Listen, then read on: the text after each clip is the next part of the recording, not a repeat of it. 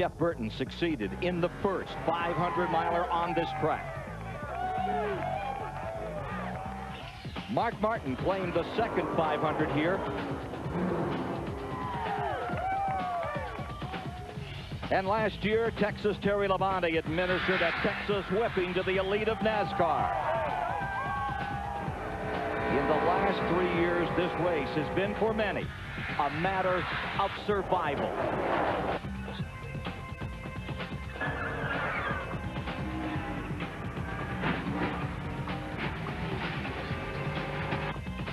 The question, who will survive to claim the 500-miler today in Texas?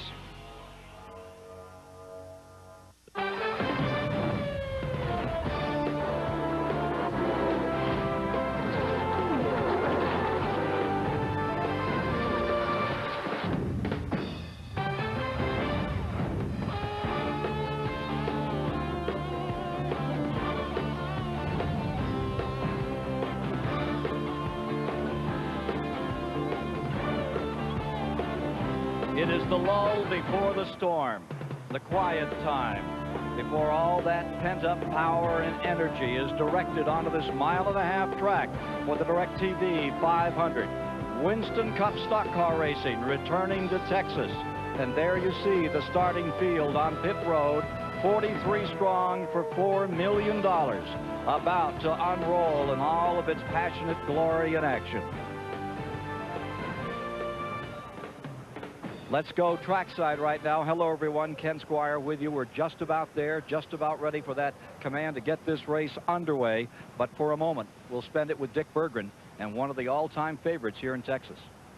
Terry Labonte owns all the records here at Texas Motor Speedway. Fastest qualifying lap, fastest race ever run here. He's led more laps than anybody else. What do you got for him today, Terry? Well, I don't know. You know, it rained yesterday, and I just hope our setup is close. And we feel like we won't be too far off. We'll just have to make the right adjustments, try to be right at the end. Well, good luck to you today. Let's go to Ralph Shaheen. A week ago, Rusty Wallace reached an amazing milestone in his racing career, his 50th Winston Cup win, but you did that on a half mile in Bristol, Tennessee. Today, a treacherous mile and a half. What are the keys to victory here? Well, you got to have a great handling race car for number one and good pit stops. Last year, we finished fourth and had a great car at the end of the race. Yesterday morning in practice, we were super good, so I'm real confident for today's race. Ken, Rusty will start 19th today. And he will be coming in strong after that great run he had at Bristol, Tennessee to win number 50. Well, we're just about there. Getting down in the count, getting ready to fire them up here. But let's for a moment go topside and meet the guys who'll be making the call for you. A 50-time winner, Ned Jarrett's with Buddy Baker. And here's Mike Joy. Thanks, Ken, and hello, everyone. Welcome to what they proclaim on T-shirts to be the asphalt frontier here at Texas Motor Speedway. Well, Rusty Wallace is the 10th NASCAR driver to hit the 50 mark. 50 victories. Ned Jarrett has 50, as does Junior Johnson. And look at the bottom line, however. Rusty's about 21.75 million ahead of Ned. But there's one thing Rusty doesn't have with all that money, and that's his own Wheaties box. Ned Jarrett's one of 4 NASCAR legends to be so honored, joining other sport greats. You'll be able to pick that one up in your local grocery store later on this year. Well, Ned, so much for breakfast. How about today's race? Well, it'll be interesting, Mike, as has already been alluded to. Their last practice was rained out last night. What they normally call happy hour, the most important practice session, they didn't get to run. They practiced yesterday morning, but a lot has happened since then. They ran the 300-mile bush race in and out of the showers, and of course it's rained since that race. And so they don't really know what the setup of the race cars will be. Most of them have built a lot of adjustments into the cars that they can adjust on it during the race today. Well, if you look at this track from the helicopter, it looks much like Atlanta or Charlotte. Same shape, pretty much the same size. But, Buddy Baker, what's it look like from through the windshield? It's totally different, believe me. This racetrack is one of those racetracks that when you really start in there and get going, hey, it's a different animal, totally. Well, Fritos will take you inside racing, and Buddy will take you for a lap around Texas Motor Speedway. Well, let's just go right out of the pit road into turn 1. Preferred line right on the bottom. As you sweep out of the turn, right up against the wall. 195 or better down the back straightaway into the tricky third turn. This is the turn you have to watch. 4. You come out right against the wall. Double dog leg down the front straightaway and back into turn 1. Getting set to go as we're just minutes away from the command. 43. Riders will take on the Asphalt Frontier here in Texas. CBS Sports coverage of the DirecTV 500 is sponsored by DirecTV. What are you looking at? Haviland, add more life to your car. And by Ford Outfitters, no boundaries.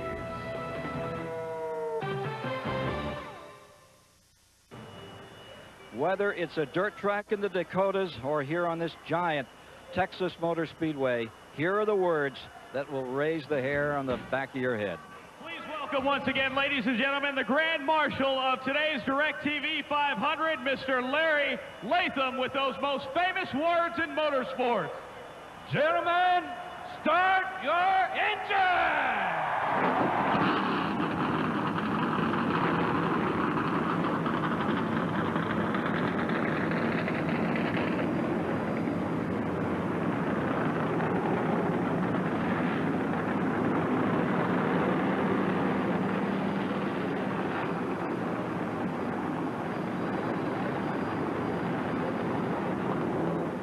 The power is turned up. We're ready to go racing. A look at the starting lineup and the green flag next.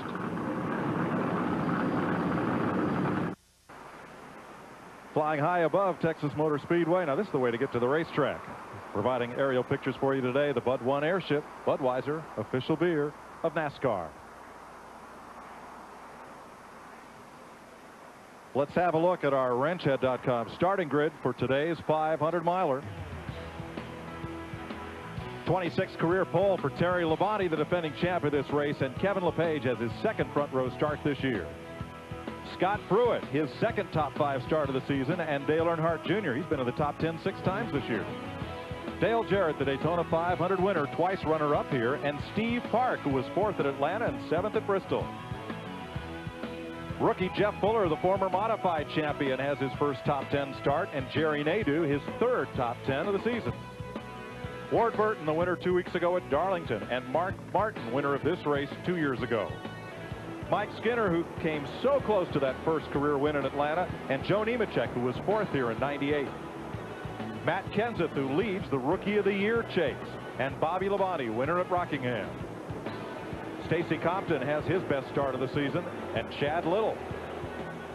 Dale Earnhardt, who won at Atlanta last month, and Ed Berrier. Rusty Wallace, who got that 50th career win last week, and Ricky Rudd. Michael Waltrip with Bill Elliott, who had a strong 3rd at Daytona.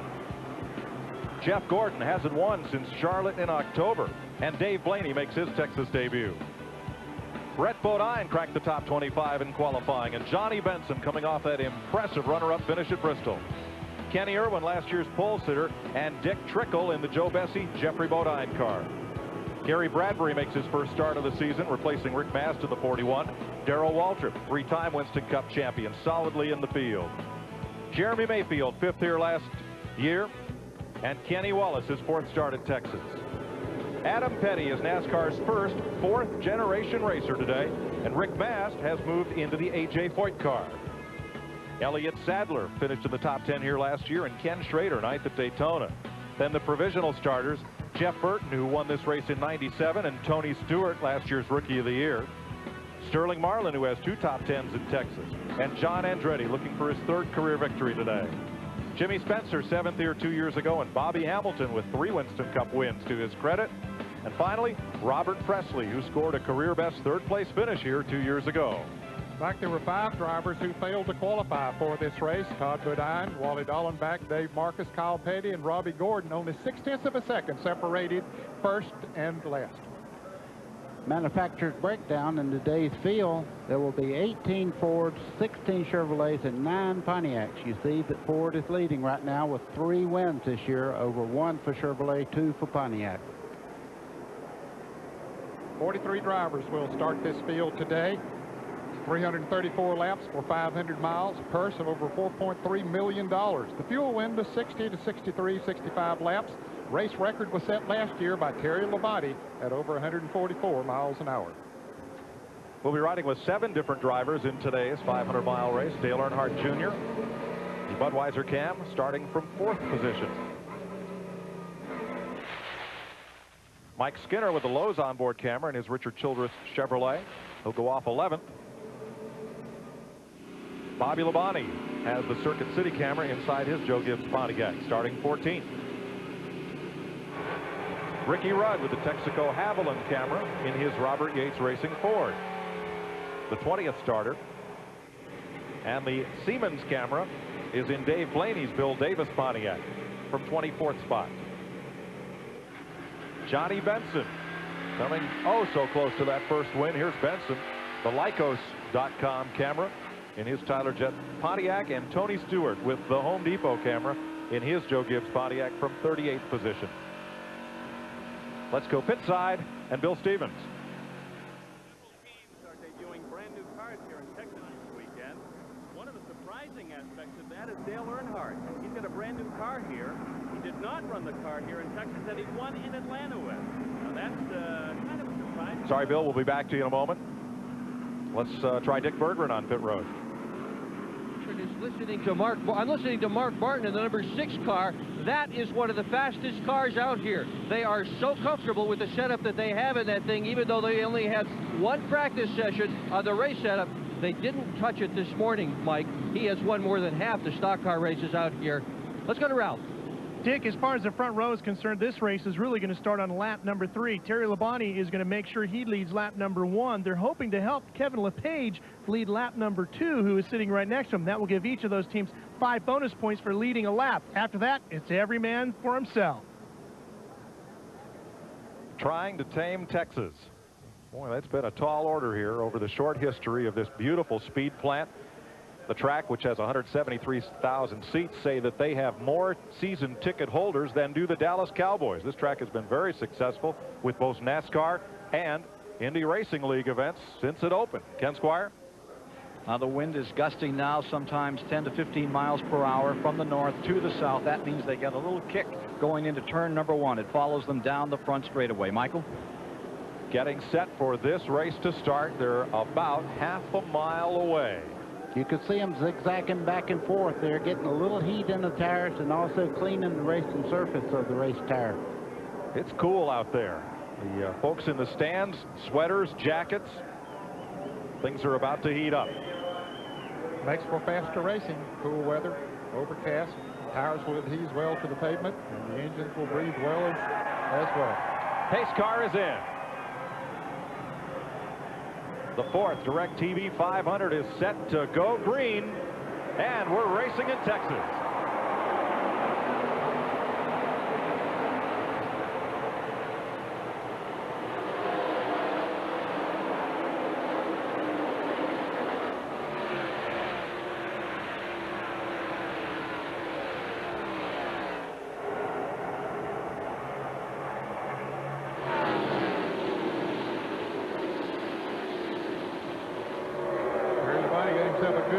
Assuring himself of being able to lead that first lap.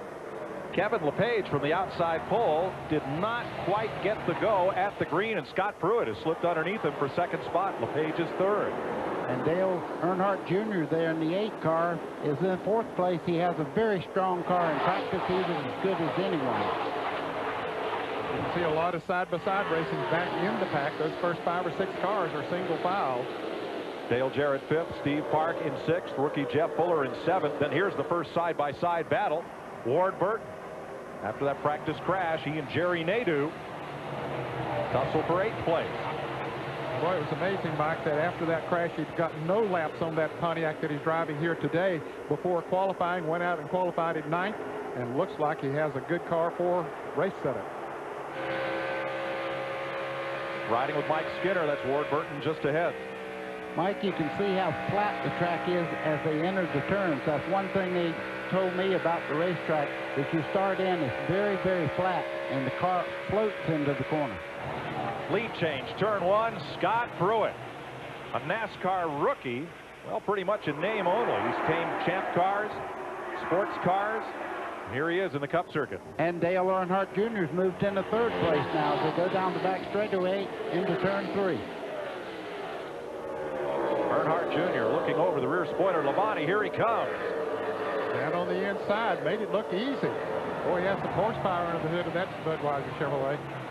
So Scott Pruitt has led in NASCAR for the first time, and this also the first race that Terry Labonte has led since Rockingham back in October. Terry backslid about 3 or 4 spots, so he's now back up to speed, but he got caught on the outside net, and they just can't go when they get on the high side of the racetrack. He was not going to take any chances up there in that second groove. It'll work in as time goes by, but right now the fastest way around this racetrack is right down on the bottom of the racetrack. And so Terry not wanting to take any chances. Too much racing yet to go to take chances. Here's Dale Earnhardt in 15th, and last week's winner, Rusty Wallace, the number 2, in 16th. Matt Kenseth finished second late last night in that Busch Grand National event, and he's back there in 16th position. Upper left of your screen, red there like Stacy Compton. That 21st position means that he's lost a spot. Drivers in green there on the upper left, those positions are drivers who gained a position or more since the last lap.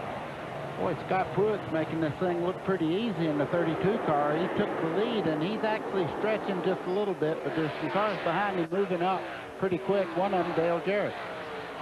Little contact down in turn 1. Ricky Rudd got traded a little paint with somebody there to no consequence, as we've been green for all of these first 6 laps. There's that battle. It was Chad Little on the outside of Ricky Rudd down in turn 1. And they did it again. Yes. They've run almost a lap side by side. They said, hey, Chad, I better get on by you, buddy. 7 of Michael Waltrip moves up underneath. There's the 42 in blue and green. That's Kenny Irwin.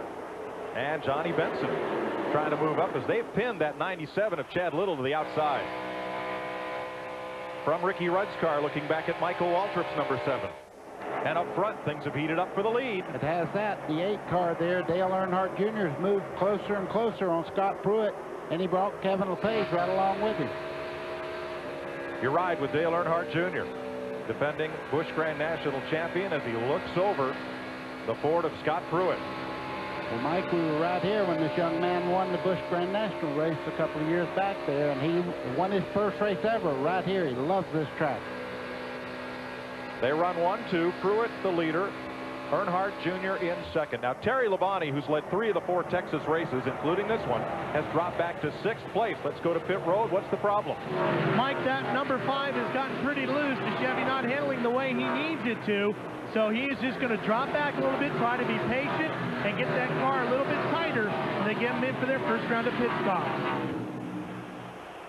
Pruitt being pressured by Earnhardt Jr. And now back comes Kevin LePage in that purple and white 16. He fell back a little bit there at the beginning, but he has moved right back up into 3rd place and in contention for the lead. Now here's the first group of the first pack. Now the field is split into 2 large packs, and this is the first part of the first one, as things have strung out kind of quickly here at Texas in these first 10 laps. Now this all the first group of cars, and then there's about 3 seconds back to where Ricky Rudd leads that second large group of cars that comprises the second half of the field, and they lack about half a lap to these 3 leaders. Yeah, and just behind them, Dale Jarrett's moving in there, Steve Park and Terry Labonte. So it's going to be a big train of cars fighting as Dale Earnhardt Jr. tries to take the lead. For more on this outstanding Winston Cup rookie, Dick Berggren. Well, Earnhardt Jr. won his very first ever Busch Series race right here in Texas, so he came filled with excitement and enthusiasm. But his crew is telling him, be cool. See who you're running with up there. He's running with a guy that doesn't have a lot of experience here at Texas, but then again, neither does anybody else in this field. Mike? He just backed off something. I don't know why he slowed down so much. And cars behind him backed off a little bit. Kevin LePage backed off. I don't know if they hit a slick spot and they thought something was going on out there, but they backed off, and Scott Pruitt has taken off. A lot of position changing back there for 3rd, 4th, and 5th. Well, you're right. Steve Park went from 5th to 3rd right now, and he's moved in on Earnhardt Jr. Something happened. They may have had a little contact in that group, but Dale Earnhardt Jr. definitely checked up.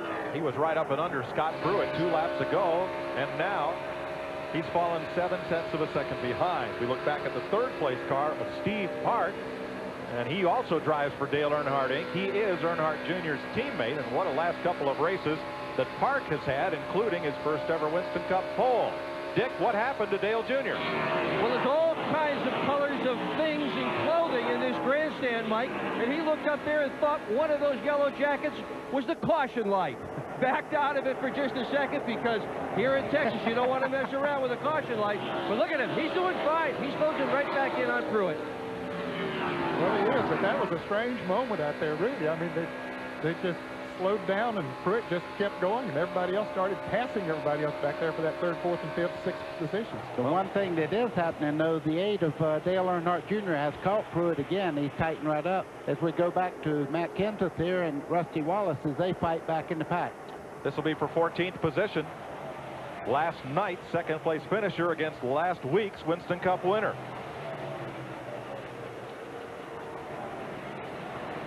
Let's go back to the front where you can see that Earnhardt Jr. is right on Scott Pruitt. Now his favorite place to try to pass has been entering turn 1. He can't get much lower on the racetrack than Pruitt is, though, in turn 3. No, he's been getting a good run off of turn 4, and that's what has allowed him to get up there going into turn 1. Let's see if he's going to do it. Nope, I don't believe he'll do it this time. Not going to happen. 16 laps complete. 2 rookies lead the field. Scott Pruitt and Dale Earnhardt Jr. with Steve Park in third. Here comes the lead. Earnhardt Jr. going to turn 3. And the crowd goes crazy on the front straightaway. They really pull for Dale Earnhardt Jr. He's got a lot of pressure right now, Steve Park, and he's got... Oh, he hits him and turns him around. Caution is out, and everyone else will drive through that smoke screen to the caution flag as Steve Park and Scott Pruitt make contact. Steve Park just barely touched him as they were entering out of turn 4 there, and it was just enough to turn him in. Doesn't take much of a touch. At that point of the racetrack, you're almost out of control anyway, and just a little bit of a touch, and around he went. That's too bad. Scott Pruitt had his best run going of his NASCAR Winston Cup career. He had just given the low lane on the racetrack, not given, but allowed Dale Earnhardt Jr. the bottom lane. Earnhardt Jr. went by for the lead. Steve Park tried to follow through. The hole closed up, and Pruitt's car, you can't see the damage from this shot, but there is some. Roof flap, that's an aerodynamic device designed to keep the cars on the ground when they turn around, put their tail into the wind. The pit crew will knock that one back down into position, and hopefully Scott Pruitt can stay in this race. He's got a lot of damage there. The car is kind of doglegging down through there. The left rear, you can see, has a lot of damage there. Let's have a look at what happened. Steve Park in the one there, right there. They just barely make contact. And around he goes. Kevin LePage did a good job of dodging it. Terry Labonte comes along, goes down to the inside. Here comes Dale Jarrett and Mike Skinner. Here it is again. Just a little bit of a nudge coming up right here. And that sent the back end of Pruitt's forward around. Let's show you what Ron Hornaday, or excuse me, what Dale Earnhardt Jr. saw in his mirror.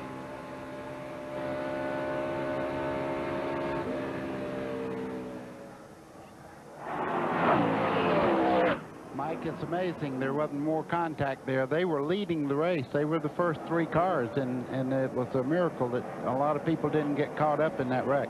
The best thing that happened there, buddy, was Pruitt, after he hit the wall, was able to keep the car against the wall, and everybody else had a clear path down to the inside and to the caution flag. So as he comes into the pits, so does the rest of the field, all coming down to make those adjustments. Let's go to Dick Berggren. Well, Dale Earnhardt Jr. is going to come in and take 4 tires. He is a little bit loose in and a bit tight coming out.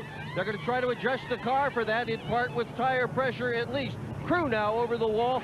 Jackman, Jeff Clark, has the right side of the car up in the air.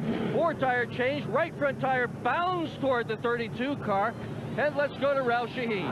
Kevin LePage is in making changes on his car. He was a little loose off, so he's going to make an air pressure judgment, taking the air pressure down a little bit. Steve Park came in. He took the track bar down 1 round as well.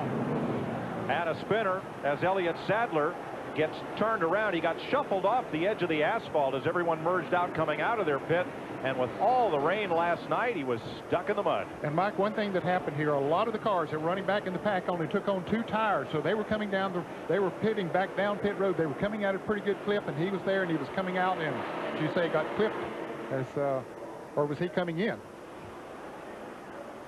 The traffic jam down pit road looked much like the one coming into the racetrack, and there is still a line of traffic of folks trying to get in. Well, this caution is the first one of the day. 19 laps are complete here in Texas.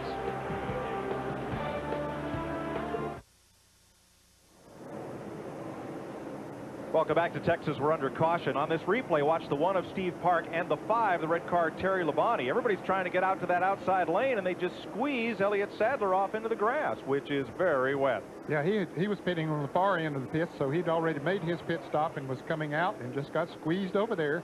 And there's Jeff Burton in the 99 car having to take evasive action there. And remember, there's no tread on these tires, so they have no traction at all out there in the mud. Let's go to Steve Park's pit for an update and Ralph. Well, Mike, Steve Park has had a pretty aggressive start to this race, as you've noticed, and so NASCAR has gone on the radio to his crew chief and asked Steve, please settle down a little bit or we're going to keep an eye on you. So Steve Park, they're telling him to just ease up a little bit. Yeah, the next thing he would see is a flag, and they'd come in and talk to him for a while. But, you know, he's just trying so very hard. He's got a great race car, and it's hard to put a governor on that. All right, down in the first pit there of Scott Pruitt down toward turn 1. He's lost a lap. He's been there in the pit so long. Dick, can they get it fixed? Yeah, they're working on it, Mike. They're trying to straighten out the front end. The front wheels aren't pointing correctly, and here comes the green flag, and Pruitt's not going to beat the pack out with that one. Ricky Rudd also in here to get the front end aligned in his car, and there goes Pruitt. And Pruitt is absolutely disgusted that they didn't get him out sooner. We're back under green. Mike Skinner, Joe Nemechek, two of those cars that took on just 2 tires to gain track position. As Ned pointed out, they're going to battle Rusty Wallace for the lead. Well, I know one thing. They hate to see that 31 out in front because at the sister track here in Atlanta, that car was a very dominant car with Mike Skinner. Had engine problems right near the end of the race, but he really had the car beat all day long. Yeah, he was about to get his first NASCAR Winston Cup points victory. So Ned, we'll add him to your list at the top of the day of couldas, wouldas, and shouldas. You're right. As he came oh so close. Rusty Wallace making a move on the inside there on Mike Skinner into turn 3. Last week's winner becomes this week's leader. Skinner tightens it right up on his rear bumper. And Rusty will get the 5 bonus points for leading a lap. For you fans that might not be familiar with NASCAR Winston Cup racing, any driver who leads a lap during the competition, whether it's in green flag conditions or under caution flag, gets 5 bonus points. And Ned, that's the first lap that Rusty Wallace has ever led at Texas. He's had some good runs here, but not out front. Just behind these 2 guys that we're watching race very hard for the lead right now, the 22 of Ward Burton is moving in. Destroyed his car in practice here, took a backup, qualified with very few laps on it. Look at him go now. This car is really on the move right now, the 22 of Ward Burton. Looks like he's able to keep it right down on the bottom of the racetrack, which is good at this point of the race. And there's Matt Kenseth right behind Ward Burton in the number 22, the Pontiac, and Matt Kenseth in the Ford number 17 right behind him. Kenseth doing a good job. He's another of the rookies. Well, running up front is a good tonic. The last 2 finishes for Burton, 3rd at Bristol, and the win at Darlington. Dick Berggren has more. But the car is not exactly the way Ward Burton would like it. Like, you realize he only had about an hour's worth of practice in that race car because of demolishing his primary car. The problem, he can't feel the throttle. He has told the crew that he wishes he had a stiffer throttle spring in it. If there's any way to fix it, he'd like to have that happen. That would be a long pit stop. Back for 13th place, Kenny Irwin. Felix Sabat is 42. Last year's winner of this race, Terry Labonte in the 5, and there's Steve Park battling. And here comes Park's boss and car owner, Dale Earnhardt, in the 3. Wonder how you race your boss. Do you give him any slack? I don't think so. These guys race pretty hard against each other. Well, tell me, you used to be Richard Petty's teammate. How did you race him? Well, I knew one thing. If I wrecked him, I didn't have to go to Randleman to find out whether I had a job or not. Bill Stevens. Mike, a contrast in pit strategy in that last pit stop. Dale Earnhardt came in and took 4 tires. His crew chief, Kevin Hamlin, wanted to take a look at the tires coming off of that car to look at the wear, to help him later in the race to gauge what they would do. Rusty Wallace came in. They took 2 tires. Robin Pemberton was more interested in track position early in the race, and it worked. They picked up 9 spots, including the lead. That's Wallace out front on the left of your screen. Ward Skinner right with him, and look at the lead they've opened up. They've opened up a good lead, and Ward Burton, we talked about a moment ago how well he was running. He has really dropped back now to about the 10th or 11th position. 11th now. Ned, I was watching him. He got way up on the high side of the racetrack, and now everybody's freight training him, just going right on by. Well, buddy, if you bang your foot and you get it so you can't really feel that throttle, what does that do for your feel of the race car? Well, the throttle's just like the steering. You drive the car with the throttle, so if you can't feel it, it's one of the good senses you have inside a race car to make it do what you want it to do. He gets in line there just ahead of Terry Labonte, and that will move Burton back to 12th place. Preacher, just tell me if I'm clear. Yes, sir. For more on Ward Burton, Ken Squires. Well, I'm amazed he's doing anything with this car. Remember, this is a fresh car. He crashed that car on Friday. They did not make the Friday session, final practice period. They were still working on it. They changed the motor. Then on Saturday, happy hour, they didn't get a chance to run. The only lap they turned was that qualifying lap that got him up into 9th position. And he is just doing an amazing job, and he is sore. He's walking with a very severe limp as he ambled out to that Caterpillar number 22 this morning. Let's go back at the front. Rusty Wallace on the left, Mike Skinner, but have a look who's coming. Not only Bobby Labonte in that green 18, but here comes Earnhardt Jr. back to the front. He restarted 8th. He's up to 4th. Right now, I think Dale Earnhardt Jr. may have the quickest car out there, but Bobby Labonte has the knack on these types of racetracks. He owns Atlanta. He might own Texas if he keeps running like he's running today. Our Circuit City cam on board Bobby Labonte, looking back at Earnhardt Jr. Already in just 25 laps, 7 different leaders of this race.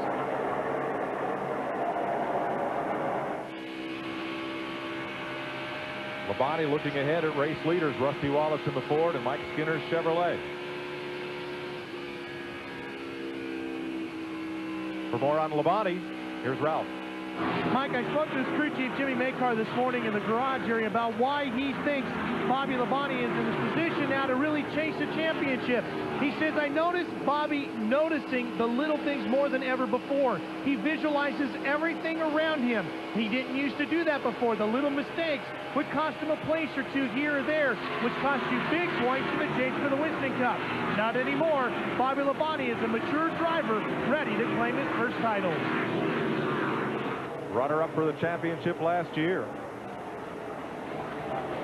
And Ward Burton continues to backslide. He'd gotten back on the low groove there and had run pretty good for a few laps, Mike, and then all of a sudden the car gets under him and he gets up in that second groove and lost a couple more positions. We're going to have a fight for the front as the front 4 are closing up together. Boy, Bobby Labonte with Dale Earnhardt Jr. drafting along with him, each running the leaders down very, very quickly. You're looking at Dale Earnhardt's car as they start down, Dale Earnhardt Jr. as they start down the back straightaway. These cars are absolutely flying around this racetrack. Goodyear with a new tire here, and that means higher speeds, particularly corner speeds. Let's have a look with Joe Nemechek and our Fritos onboard telemetry at speed and RPM. Well, you can see as he's in the turn, the RPMs gets down in the mid-70s, but now they go up. The speed goes up with the RPMs. Over 8,000 RPMs. A little bit of brake as he went into the turn just to get the car set. Then he starts picking up speed, and you see that speed now going up over 185, 188 miles an hour. Ned, explain that. You don't so much use the brake to slow the car as you do to set the car in the corner. Well, when you go in, you can almost run wide open around this racetrack. You do have to decelerate just a little bit, but it's better rather than just lifting all the way off the gas, just hit the brakes a little bit because it won't affect the setup of the race car. It won't dump weight as much going into the corner as it would if you let off the gas and then back on the gas again. From our Lycos camera on board Johnny Benson as he passes number 12, Jeremy Mayfield. Mayfield now at 7th, and Johnny Benson has taken over 6th as he climbs the ladder. Bill Stevens has more. Mike, Johnny Benson's on a tear. Remember, he started 26, has worked his way up to 6th, but his crew chief there, James Ince, a little bit concerned. The last pit stop, he doesn't think they got enough fuel into the car. He's hoping for another caution to even the playing field. 38 laps complete. First and only caution of the day so far. Back at lap 18 when Steve Park and Scott Pruitt got together in turn 4. Yeah, they must have not got any fuel in it because they hadn't run that far when they had the first caution. And not burned much. Rusty Wallace the leader at lap 39. It's Ford, Chevy, Pontiac. How's that for parity? Wallace, Skinner, and Labonte are the front three. Dale Earnhardt Jr. is fourth. And Matt Kenseth, fellow rookie, is fifth.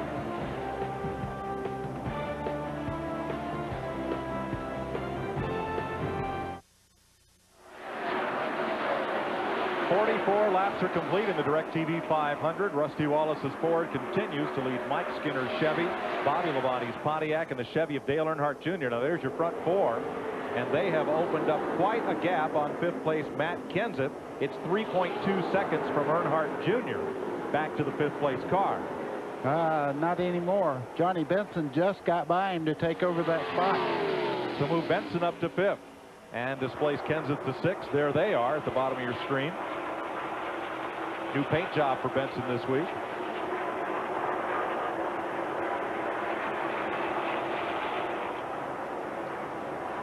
As the leaders back to turn one. Rusty opening up a little bit of ground here. About half a second on Mike Skinner. You know, talking about 50 victories, when I talked to Rusty Wallace about finally getting that 50th victory, he got, you know, his 49th last year, and he thought he'd get the 50th and it'd be over with. He said it was such a burden. Now he can go back to living again because it was one of his great goals in life to win 50 races. He said it was like somebody lifted a weight off of him. And his goal now, 51. Then 52. Terry Labonte started this race from the pole and led it. He is now back at 10th place. Let's get an update from Vic Berggren.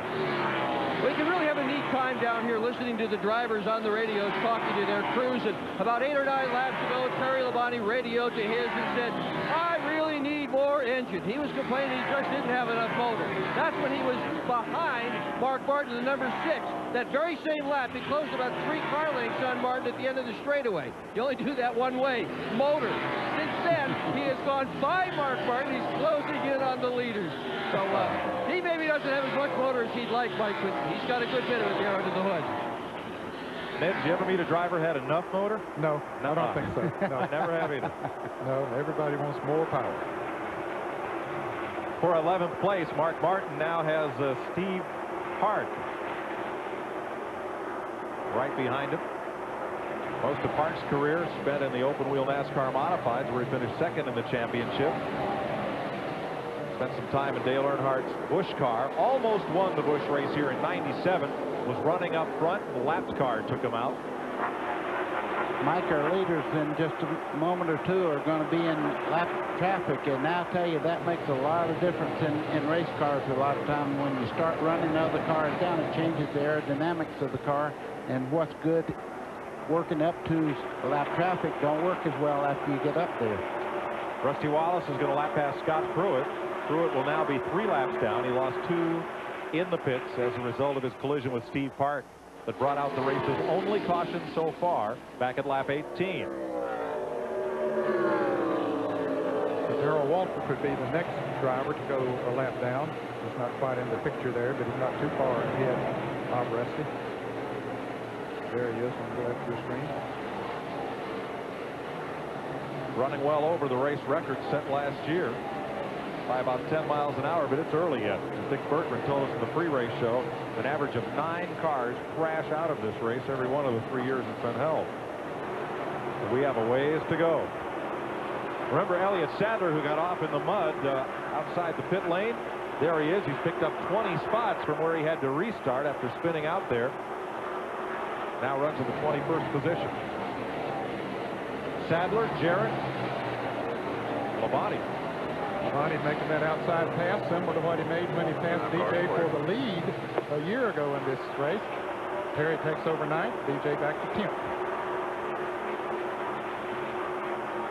You know, it's not often on CBS we see Dale Jarrett getting passed. Let's see. At Michigan last year, well, that was a snoozer. Jarrett kind of ran away from everybody. He won the Daytona 500 this year on CBS. And I will point out, Ned has the same shirt and tie on that when Dale won that race back in February. So we'll see. Well, we don't have superstitions in this. No, not much. You could argue back and say it wasn't a snoozer to the Jarretts, I'll tell you. Well, no. A lot of fun. I'm kidding. Now, Jeff Gordon, remember, has not had a top 5 finish since his win at Charlotte last October. He is currently running in 19th position, started 23rd. And he has yet to have a top 25 finish at this racetrack. As he said in the pre-race show, this track has just not been kind to him. He's run well, just hasn't finished well. Turn 4's been pretty bad for him. Both wrecks that he's had here were right off turn 4. There you saw Bobby Hamilton just went a lap down. And going into the pits is Ken Schrader. This would be an unexpected stop for Schrader.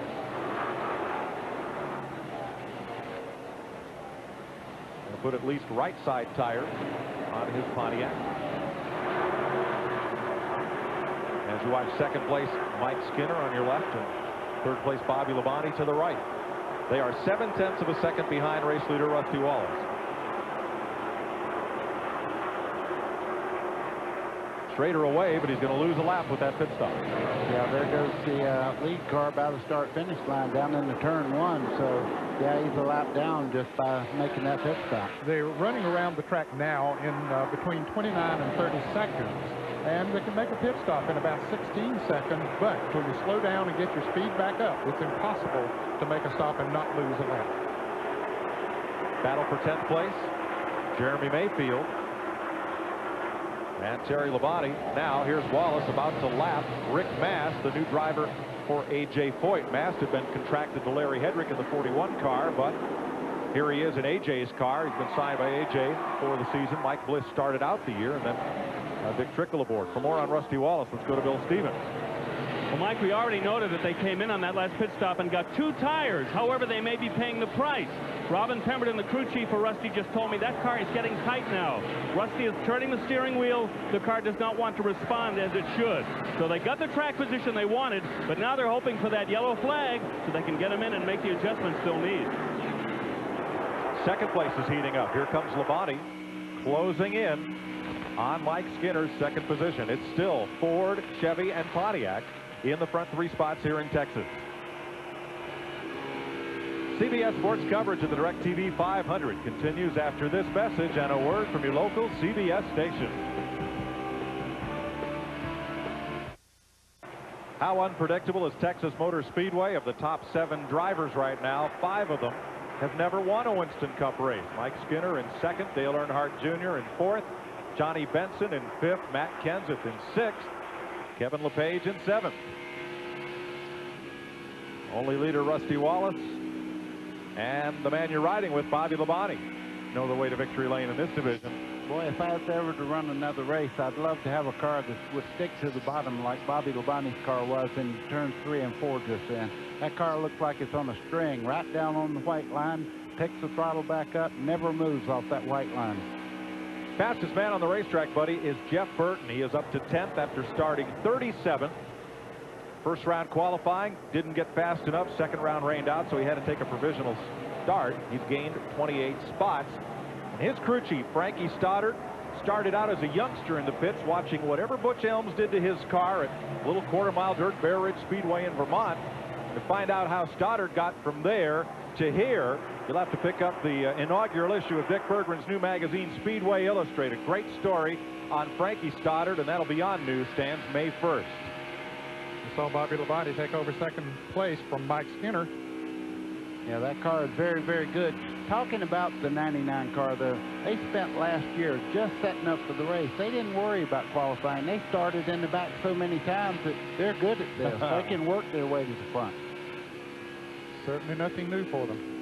67 laps complete. For more on Labonte, here's Ralph. Mike, the last few years we've come here to the Texas racetrack, we've had trouble getting happy hour in. That's that final 1 hour of practice that takes place on Saturday afternoon. Gives the teams a final shot at setting up their race car. Crew chief Jimmy Maycar and driver Bobby Labonte decided they would take the Saturday morning session and make that their happy hour. They threw a handful of setups at their race car and got a good baseline for the race setup, so that when they were a little loose in and a little tight off in the early running of this race, they knew what to do. They put on 2 tires, made a wedge adjustment, raised the track bar up 2 rounds, and now Bobby's got a great handling car, as noted by Buddy Baker, and he's charging to the front. That didn't just benefit Bobby, Ralph, it also benefited Tony Stewart. You're riding with Stewart, who is now 19th. Maycar and Stewart's crew chief Greg Zipadelli share an awful lot of information. And Stewart, who started 38th, has now halved the gap between his starting spot and the lead. He's 19. Now Earnhardt got a little boxed in there. Yeah, Jeff Gordon went around him as they came up on Darrell Waltrip, who now has gone a lap down, and an unscheduled pit stopper a little bit early, maybe not unscheduled, is Johnny Benson in the pits here, was running in the top 10. Bill? There, yeah, that's exactly right. This is why James Ince was so concerned before. This is more a stop for fuel than it is for tires, but while they have him in, they want to get more new tires on that race car and get him out, but under green, that cost him. It's going to cost him at least a lap, Bill. At the time of his stop, Benson and Bill Elliott were the only single-car teams represented in the top 20. And now Benson will drop a lap back to at least 35th place. Now, what he does not want to see is a caution right now, because he's really in the hole right now, and he'll have to drive his way out of it, but he certainly does not want to see a caution on the speedway. Well, the others will have to make a pit stop within 15 or 20 laps, and certainly, or maybe even a little bit less than that. Second place, Dale Earnhardt Jr. underneath Mike Skinner. Third place, excuse me. Third place. We still have Wallace in front and Bobby Labonte in second. And he's closing. Bobby Labonte is closed right up on Rusty. They came up on a couple of cars running side by side right in front of him. Bobby was gaining a little bit each lap, but now that really allowed him to get right up on Rusty's, almost on his bumper. As they put a lap on Brett Bodine there in the car number 11. Well, it'll be interesting to see how good the car is up out of that bottom part of the racetrack. We know he's lightning fast around the bottom. Bobby looked very quick on the high side of the racetrack also. Now they're going to work underneath the 41, Gary Bradbury, making his return to Winston Cup Racing, driving for Larry Hedrick. His first start since Rockingham. Bobby Labonte likes that a little bit better than having to go on the outside. Bobby, of course, the NASCAR Winston Cup points leader going into this race. He'd like to get up there and pass Rusty Wallace and get those 5 bonus points. And boy, they work hard for that 5 bonus points, because they add up as the year goes on. Oh, yeah. Championships have been won by bonus points. So Rusty Wallace leads Bobby Labonte by a narrow margin. 73 laps are complete as they try to tame the asphalt frontier.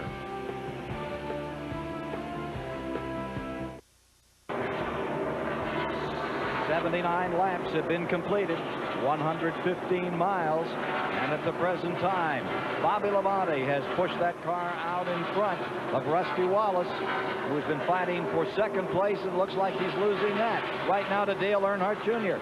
Let's join right now with Mike Joy and the guys in the booth.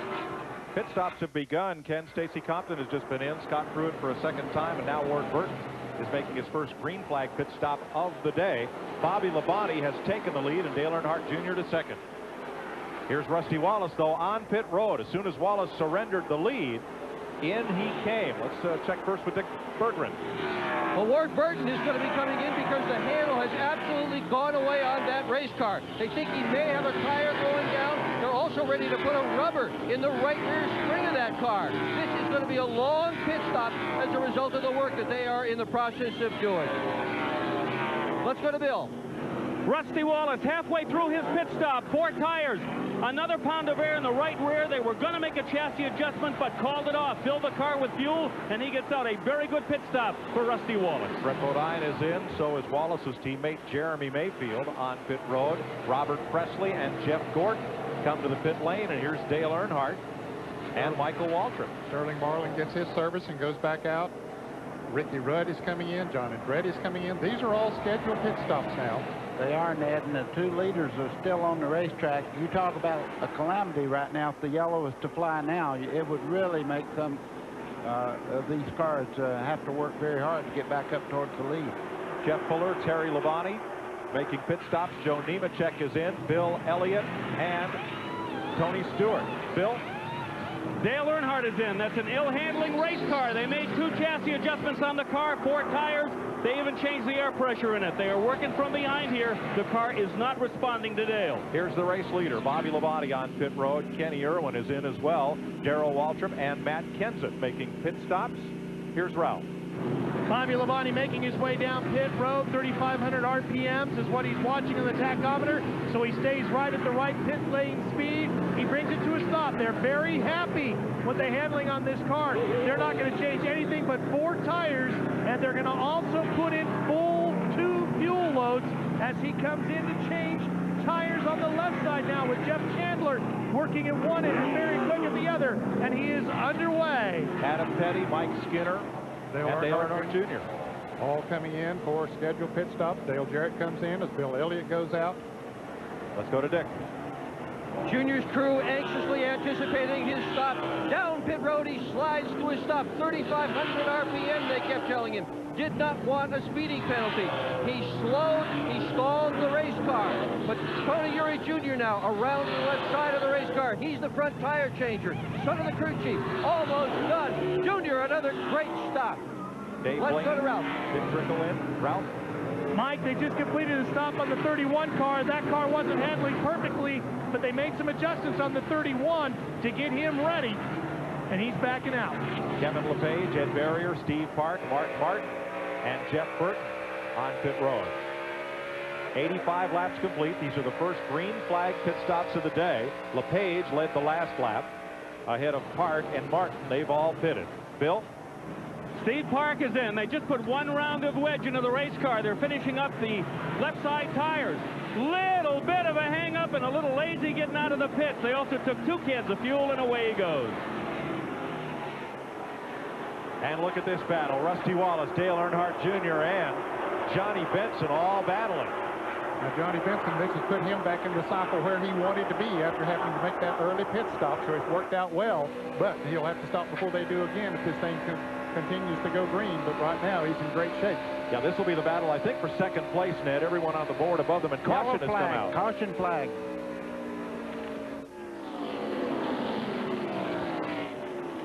Pointing toward turn 2 as caution is out, and one car is working its way around on the apron. Stacy Compton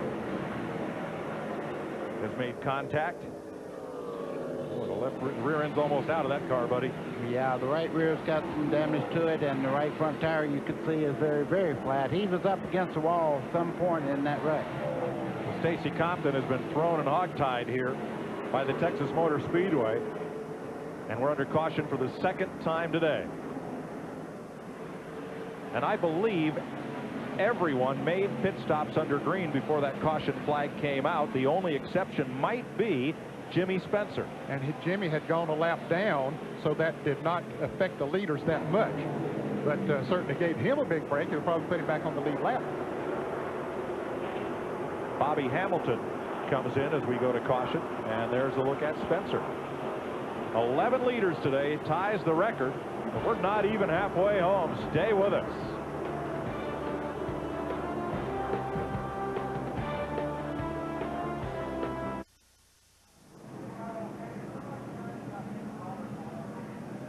"89 laps are completed." John Andretti comes to pit road for service. Now, Jimmy Spencer has made a pit stop under this caution flag. He was the race leader, but because he had not stopped.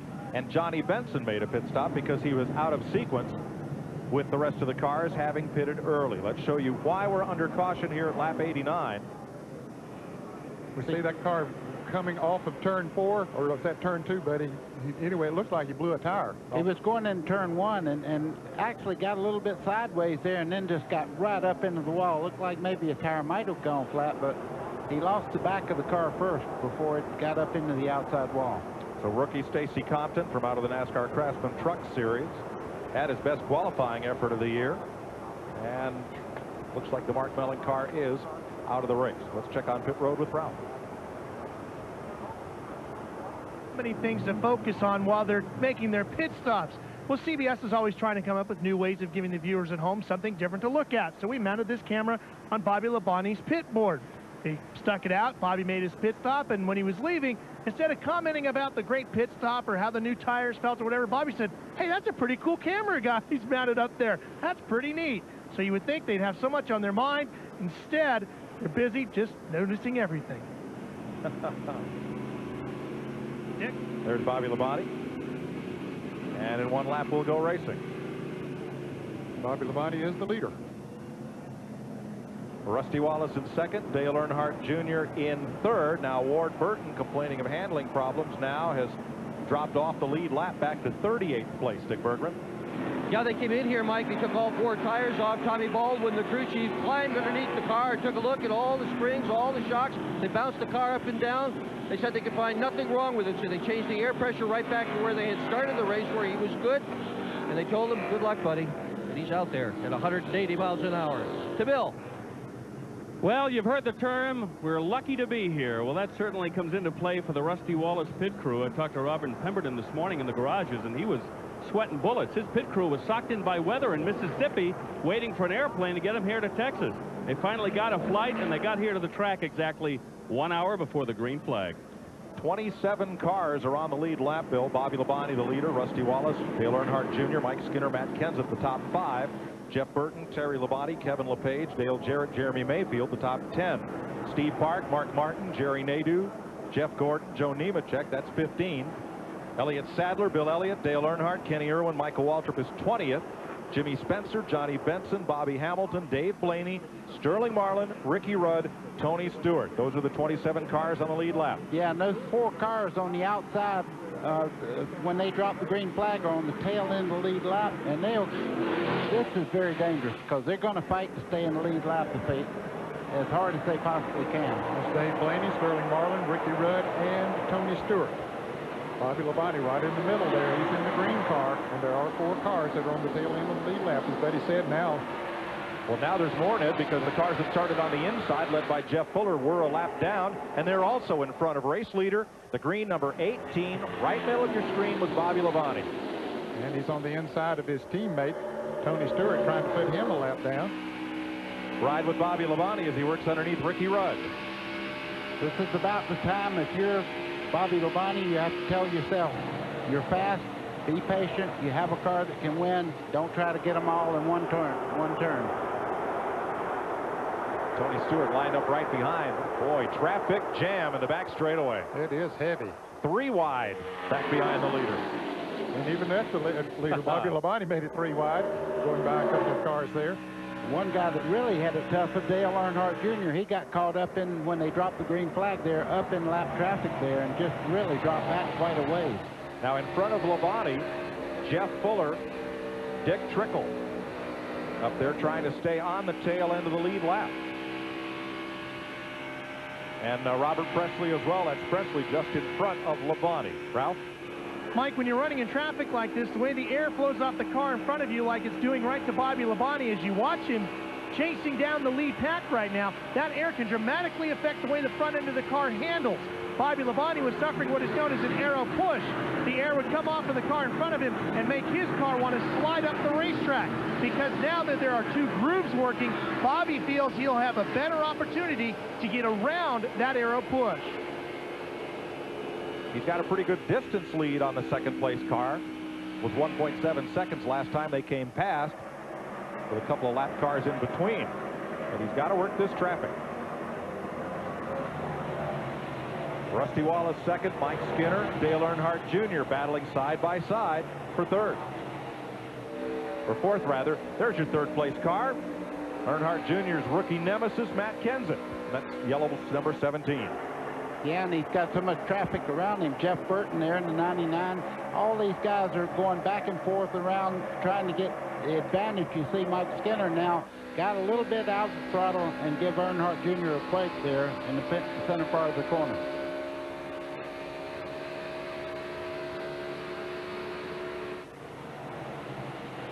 Single file, and the fellows who are running for their racing lives right now are Jeff Fuller and Robert Presley. They are ahead of the race leader, Bobby Labonte, as we watch Bobby's older brother, defending champion in this race, driving number 5, Terry Labonte, and the outside pole sitter, Kevin LePage, running right with him.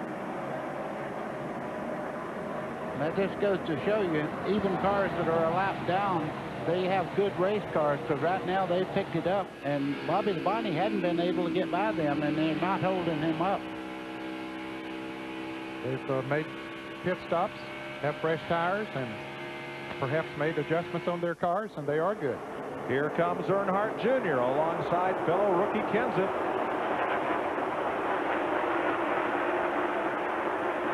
Strong race car. He made that that move on the outside. Usually when you move out there, you get hung up and go back. He just went right on by Matt Kenseth. Now he has the lap car of John Andretti just ahead.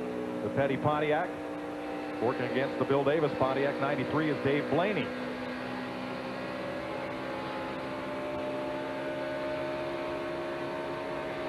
Sounds pretty good, Ned. Well, buddy, car in the top groove, car in the bottom groove. How do you be patient in this situation? Well, and Matt Kenseth making a move on the outside there. He got hung up, had to back out of the throttle. Now he's backpedaling a little. That's what you have to have, though, patience, because you can't panic and pull over into traffic just because they moved up on you. And now Earnhardt Jr., he's got to look like that vulture in the cartoon saying, patience, heck, I'm going to go out and kill something. Because he wanted that spot, and Matt Kenseth blew on by him. Now here's Mike Skinner right behind him.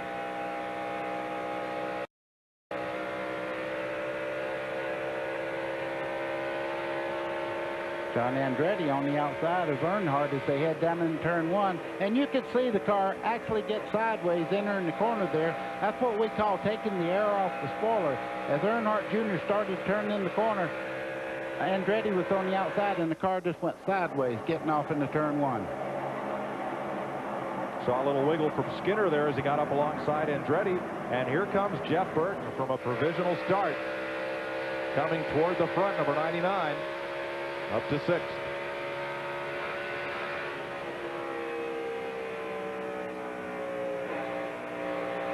Well, let's have a look now that the track has changed on our Fritos telemetry with Michael Waltrip. See if there's any difference in speed or RPM. 100 laps into this race.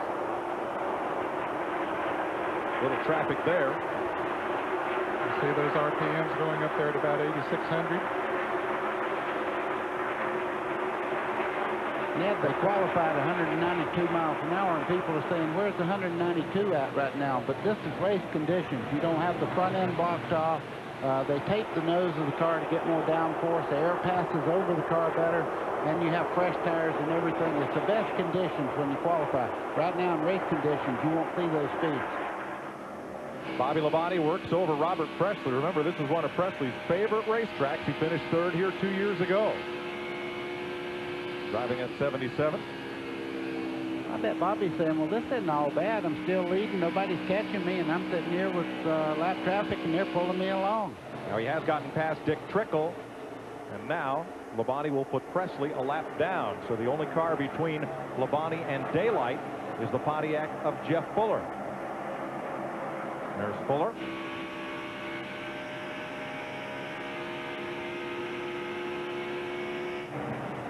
Battle for 7th place. 7th, 8th, and 9th. And a little further back than that, as they work underneath John Andretti, Dale Earnhardt, and Steve Park. That's 12th and 13th. There's Mark Martin on the left of your screen in car number 6. Dave Blaney, Earnhardt there in the number 3, the black car. As they head off down in the corners, this is not a walk in the park. I'm noticing a lot of wheel movement sliding around. Fuller going a lap down now just in a second because Bobby Labonte has closed in on him. So now Labonte has clear sailing for about half the racetrack around. And the 2nd place car from Rusty Wallace on back still has to negotiate that traffic to have a shot at Bobby Labonte. And he's running over 2 seconds behind him. Looking at this battle here, back about 16th position. And here's Jeff Burton trying to put the move to Mike Skinner. They are 5th and 6th. 106 laps complete in Texas. Bobby Labonte leads Rusty Wallace and Dale Earnhardt Jr.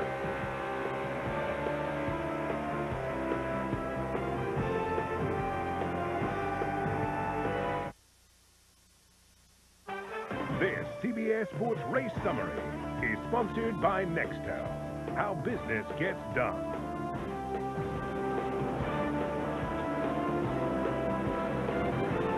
After 110 laps have been completed, 165 miles, 11 leaders up in front, 12 lead changes, a couple of cautions.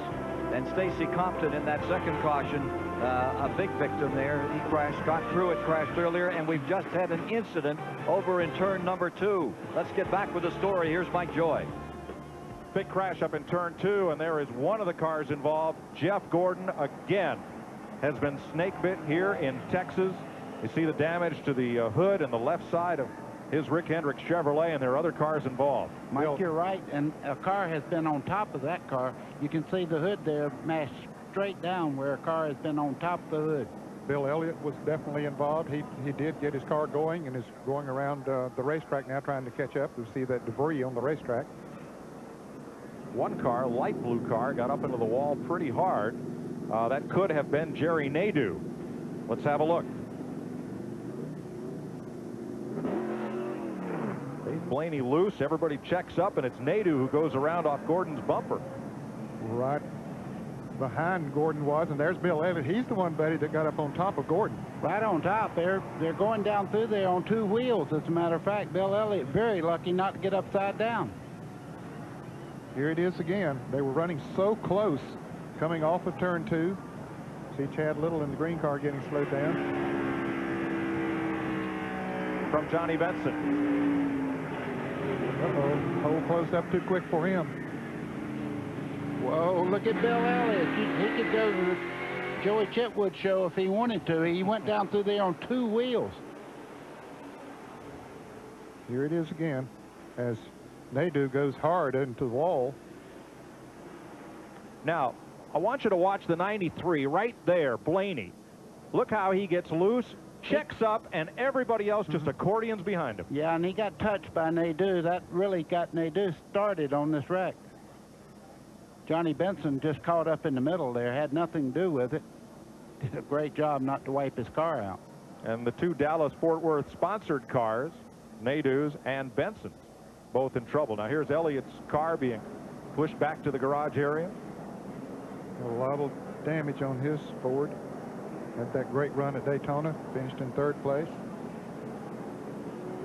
And Dick Bergeron can give us an update. Earnhardt Jr. just clicked off the best pit stop of the day, and every other pit stop he has pulled has been a great one. They're all in the 15-second range. The car has been absolutely perfect. He is even telling himself and his crew on the radio, I just have to be patient. Let's go to Ralph.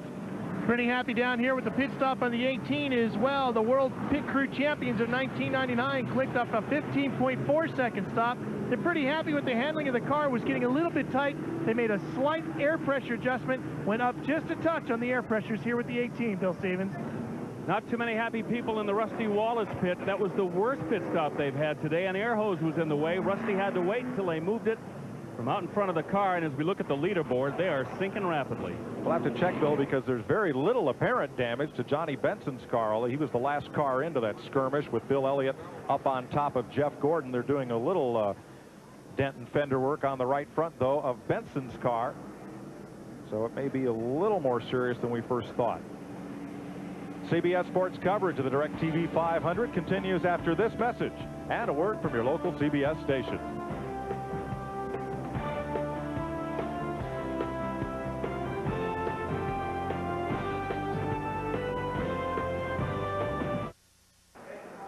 Sky-high views of today's race, courtesy the Bud One Airship and Budweiser, the official beer of NASCAR.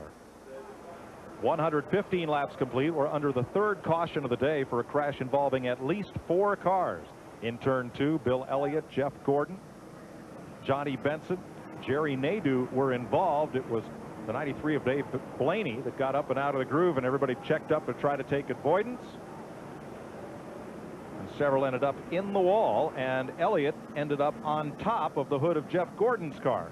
They've continued to work on it, Mike. Each lap he comes in, they do a little bit more work. See, they put a lot of tape in there, but the aero package of his Chevrolet is not what it needs to be to run the speeds they run here. Let's get out the Gordon file on Texas as they work on Bill Elliott's car in the garage area. 1997, slow car, Jimmy Spencer. Gordon is leading, Ernie Irvin in the wall. Hello. And Gordon knocked out. 1 year later. Ow. That's gotta hurt. Oh. Cut a tire down coming off turn 4.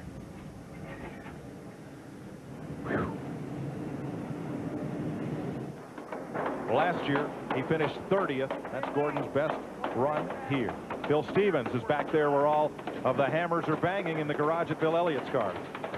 Yeah, Mike, Bill Elliott, not a happy guy, very frustrated. Bill, you've been watching the work on the car here. You're not feeling too good. Well, I feel fine. I mean, it's kind of been par for the course. I mean, just, you know, last week at Bristol, we broke a transmission. It was kind of a weird deal, and then, you know, I just got caught up in that deal. Wasn't a lot I could do. You know, Jeff got into the, whatever happened, he in the 25 car, and then I would have been okay, but then I got hit from behind, and one of them days. You going to get back into this thing? Oh, yeah, we'll get back and ride around a little bit. Let's go to Ralph Shaheen. Mike, they've been very busy down here in Jeff Gordon's pit working on the number 24, trying to get him back into some form of aerodynamic shape. The biggest problem is the body, especially all around the front end, trying to get that car to handle the best they can aerodynamically. In fact, they're saying she's not pretty, but we're going to do the best we can to get as many points as we can here today. Nothing aerodynamic about duct tape, is there? No, and I'm just looking at the hood. That's the carburetor just under the P on the front of that DuPont Chevrolet there as he goes down, and it's a miracle it didn't knock the carburetor all the way off that car. That's the truth. And you know, they talked about the Chevrolets at the beginning of the year not having downforce on the front end. Hey, maybe that dent there will put more downforce on the front end. Ned. Not what he wants, is it? No. Saw Jerry Nadeau's car headed for the hauler. The Danbury, Connecticut driver is out of the race. Let's set the field for you. We have 21 cars on the lead lap. And Dale Earnhardt Jr. is the class of the field. Bobby Labonte is second. Steve Park is third.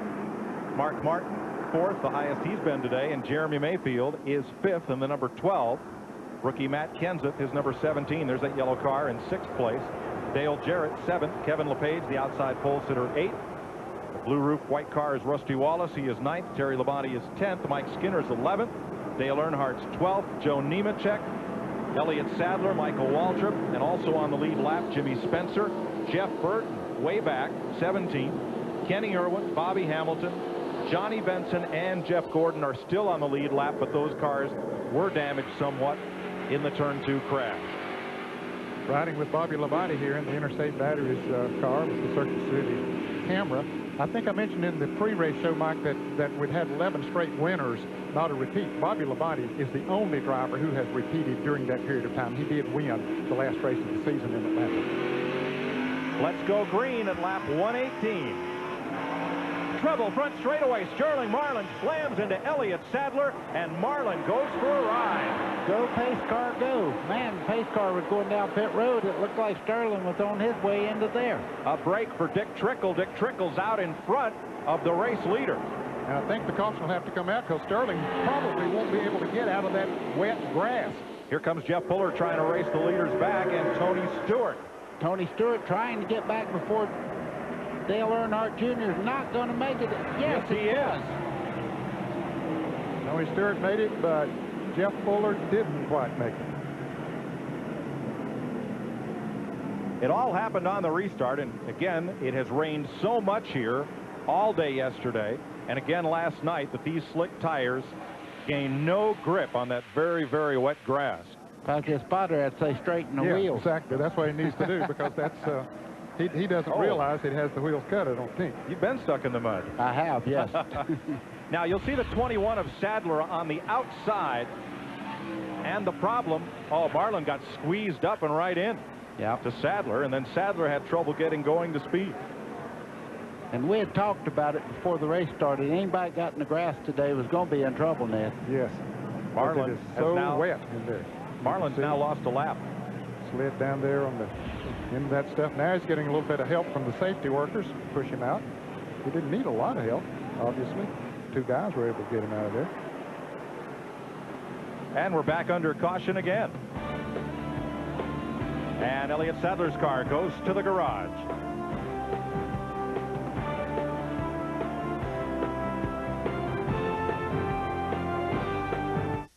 Welcome back to Texas. 121 laps complete. Mike Joy with Buddy Baker and Ned Jarrett. Sterling Marlin with an extended pit stop and a lot more of that duct tape. Bill Stevens? Yeah, you got that right, Mike. They just went through a couple of rolls of that stuff to try to cobble together the front of the number 40 car. Actually, the news isn't as bad as it could have been. Really superficial damage other than the taping on the front. The thing that took them the longest on that pit stop was to get all the grass and the sod out from underneath the undercarriage in the back. Since they had just pitted before that caution, didn't have to change the rubber, obviously didn't flat spot the tires, so he's good to go. Jeff Gordon makes a pit stop, as does Dick Trickle. Trickle and Tony Stewart were the big beneficiaries of that caution flag. Trickle in turn 2 got out in front of the race leader, Dale Earnhardt Jr., and Tony Stewart nipped him at the caution flag to get back on the lead lap. So cleanup continues, and there is Trickle completing his stop, and he'll roll past Jeff Gordon, to whom much more tape is being applied. Of course, that's the car that's normally driven by Jeffrey Bodine, the car number 60, and he said yesterday that in an interview with Ken Squire that he planned to race again in California next month. Yeah, he looked pretty good other than having the cast on his right arm and wearing that brace on his midsection. But he really is alert and he's ready to go back racing, I think, as soon as they remove the braces. Sterling Marlin makes another pit stop, trying to keep from going another lap down. And as you ride with the leader, Dale Earnhardt Jr. behind the Chevrolet safety car. Let's get an update on Earnhardt Jr.'s day from Dick Berggren. He was just talking to his crew, Mike. He was complaining about some debris on the front straightaway here. Obviously, he wants the cleanest possible racetrack in front of him when they drop the green flag. So all of a sudden, here goes NASCAR back out on the racetrack, and sure enough, they found some of that debris. So we should be good to go. They've just told the crews 1 to go. To Ralph.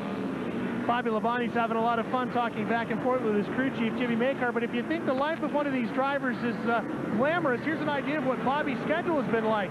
This past Wednesday, he was at Greenville Pickett Speedway in South Carolina testing for Martinsville, and he crashed their short track car.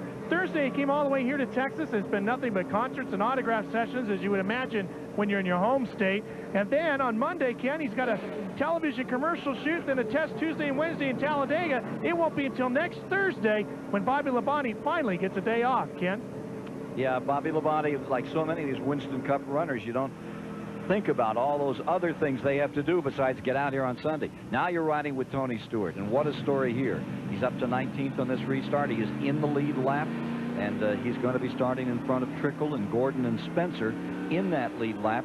It'll be fun to see if he can fight his way back up to the front of the field and run with those top runners. This is the kind of odds he likes to take on. Getting set for a start, here's Mike Joy. And Ken, they're waving it off. We're going to hold for caution 1 more lap. Jeff Gordon hangs on the lead lap, and here's Adam Petty. Let's catch up with the 19-year-old. His great-grandfather, Lee Petty, a NASCAR champion in the 50s and winner of the first Daytona 500. His grandfather, the King, Richard Petty, winner of 7 Daytona 500s and 7 Winston Cups. His father, Kyle Petty, has been to Winston Cup victory lane as well.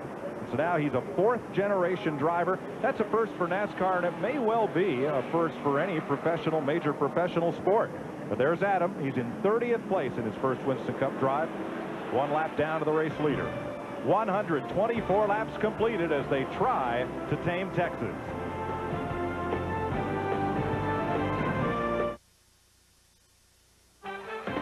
CBS Sports Race Summary is sponsored by Budweiser, the official beer of NASCAR. Hey, race fans, there's Bud's for you.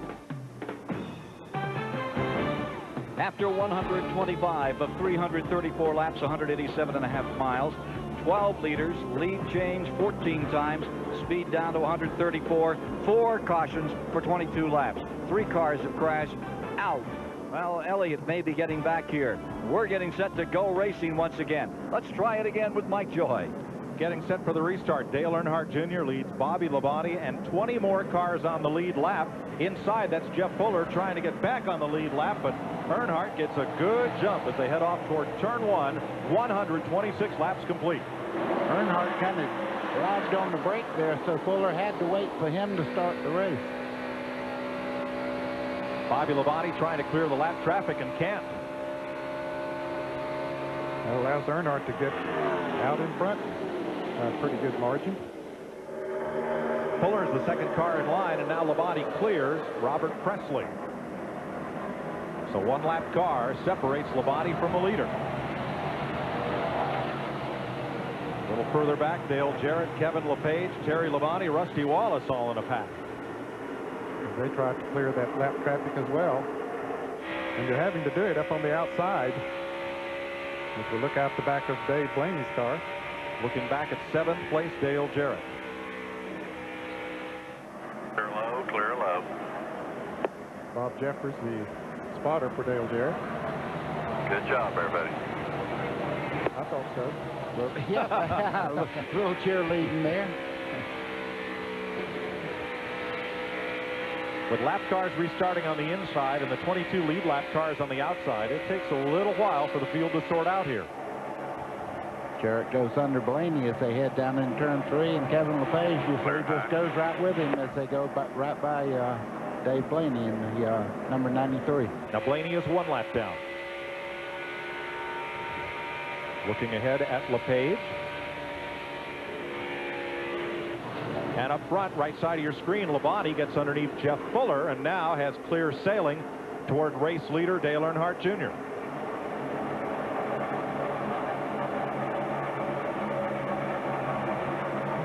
Good battle here for 11th position. Rusty Wallace, Mike Skinner in the car number 31, Dale Earnhardt in the black number 3.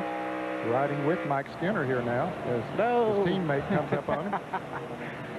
Anybody remembers Atlanta, they made a little contact when they were racing each other down there. This time, no foul. You could see Earnhardt was a little quicker, so Skinner just let him go right under. But you know, for teammates, they race more like brothers.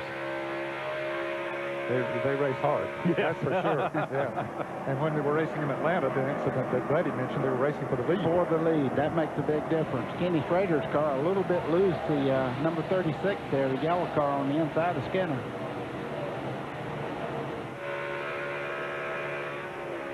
Schrader's also 1 lap down. With our Lowe's camera on board Mike Skinner. Looking back at Schrader. Well, you can see the lead that Dale Earnhardt Jr. has opened up on Bobby Labonte, but now that Labonte is clear of lap traffic, he may have an opportunity to close back in. There you see Bobby Labonte and that little dot out there past the condominiums in turn 2. That is Earnhardt Jr. Boy, they have to be so proud. I mean, first year Winston Cup for all the group there. They moved up from Busch Grand National with Dale Earnhardt Jr.'s crew chiefs and everyone. What a great job. I mean, to be able to lead the first year period. One of the cars, buddy, that was involved in that most recent incident, Elliott Sadler in the garage. Here's Bill Stevens with an update. Mike, Elliott Sadler's been taken to the infield care center complaining of some pretty severe pain in his left arm and left shoulder. Crew Chief Mike Beam is actually looking around to maybe put somebody back into that car if they can get it repaired. This team is very disappointed. The Wood brothers hoping for a big day today. It was on this day back in 1967. Cale Yarborough won the Atlanta 500, and that was his first career victory. 134 laps, 7th place battle. There's Dale Jarrett, 88. Kevin LePage, number 16. They're pulling up on Ward Burton, and Burton is also 1 lap down in the Bill Davis 22. They made some good adjustments on the 88 car of Dale Jarrett because now he's able to run that lower line and he has good corner speed, so they fixed their car somewhat from early in the race when he couldn't keep up. Courtesy move by Ward Burton. He just moved up and let him go. Didn't block the lane. He says that favor will be returned somewhere down the road, or maybe it already has. You don't know. I mean, these drivers, they will look out for each other on occasions.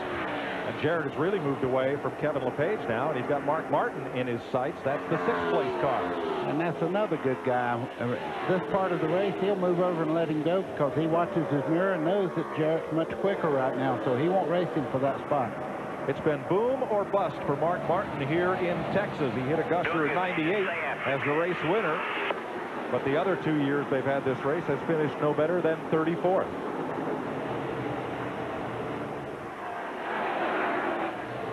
You know, I don't want to say anything, but I thought I saw a little bit of smoke. I see Mark Martin just move over and let him go there. Now that will, someday he'll return that favor.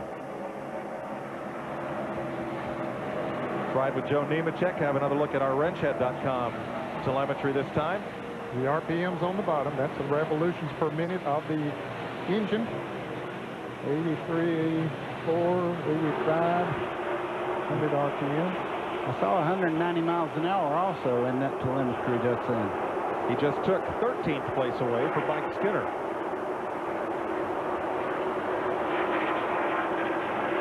Here's your third place battle. Steve Park, the Chevrolet of Dale Earnhardt and Jeremy Mayfield's Ford.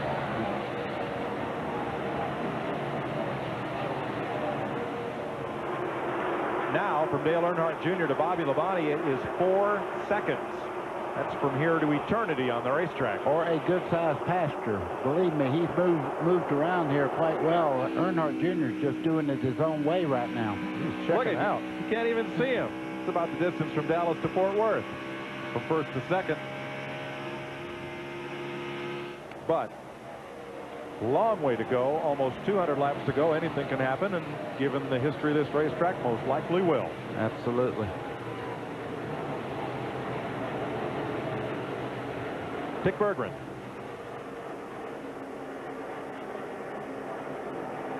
Just came, Brad Parrott from Dale Jarrett's car, just came roaring down here to Dale Earnhardt Jr.'s pit, flapping his arms in the breeze with a giant smile on his face. He's complaining. He says, "You guys are taking the phone away from my driver. Will you please slow down?" Well, Dick Berggren, one of the reasons why Dale Earnhardt Jr.'s lead has grown so big is because Bobby Labonte's race car has become very, very loose, and he just cannot keep up the frantic pace that Earnhardt Jr. has set. They've been making all their adjustments to the 18 car with air pressure. They're talking about adjusting the track bar as well now on their next pit stop. So Dale Earnhardt Jr. has the lead over Bobby Labonte's Pontiac, Steve Park Chevrolet, Jeremy Mayfield, and Matt Kenseth.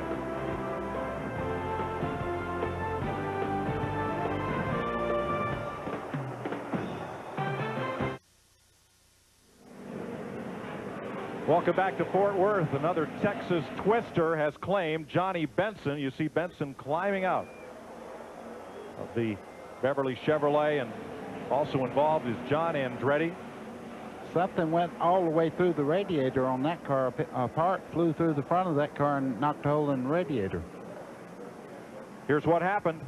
They were coming off of turn 2. Ricky Rudd in the 28 up front there, and the 10 car of Johnny Benson. As Rudd slows down a little bit, it looks like, and Benson under the 43 looks like he just got loose, buddy, as he came off of there.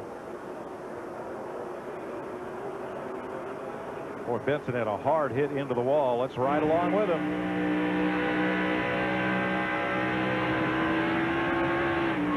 Ow! You could hear the RPMs that really get up there as the back started around on Benson's car.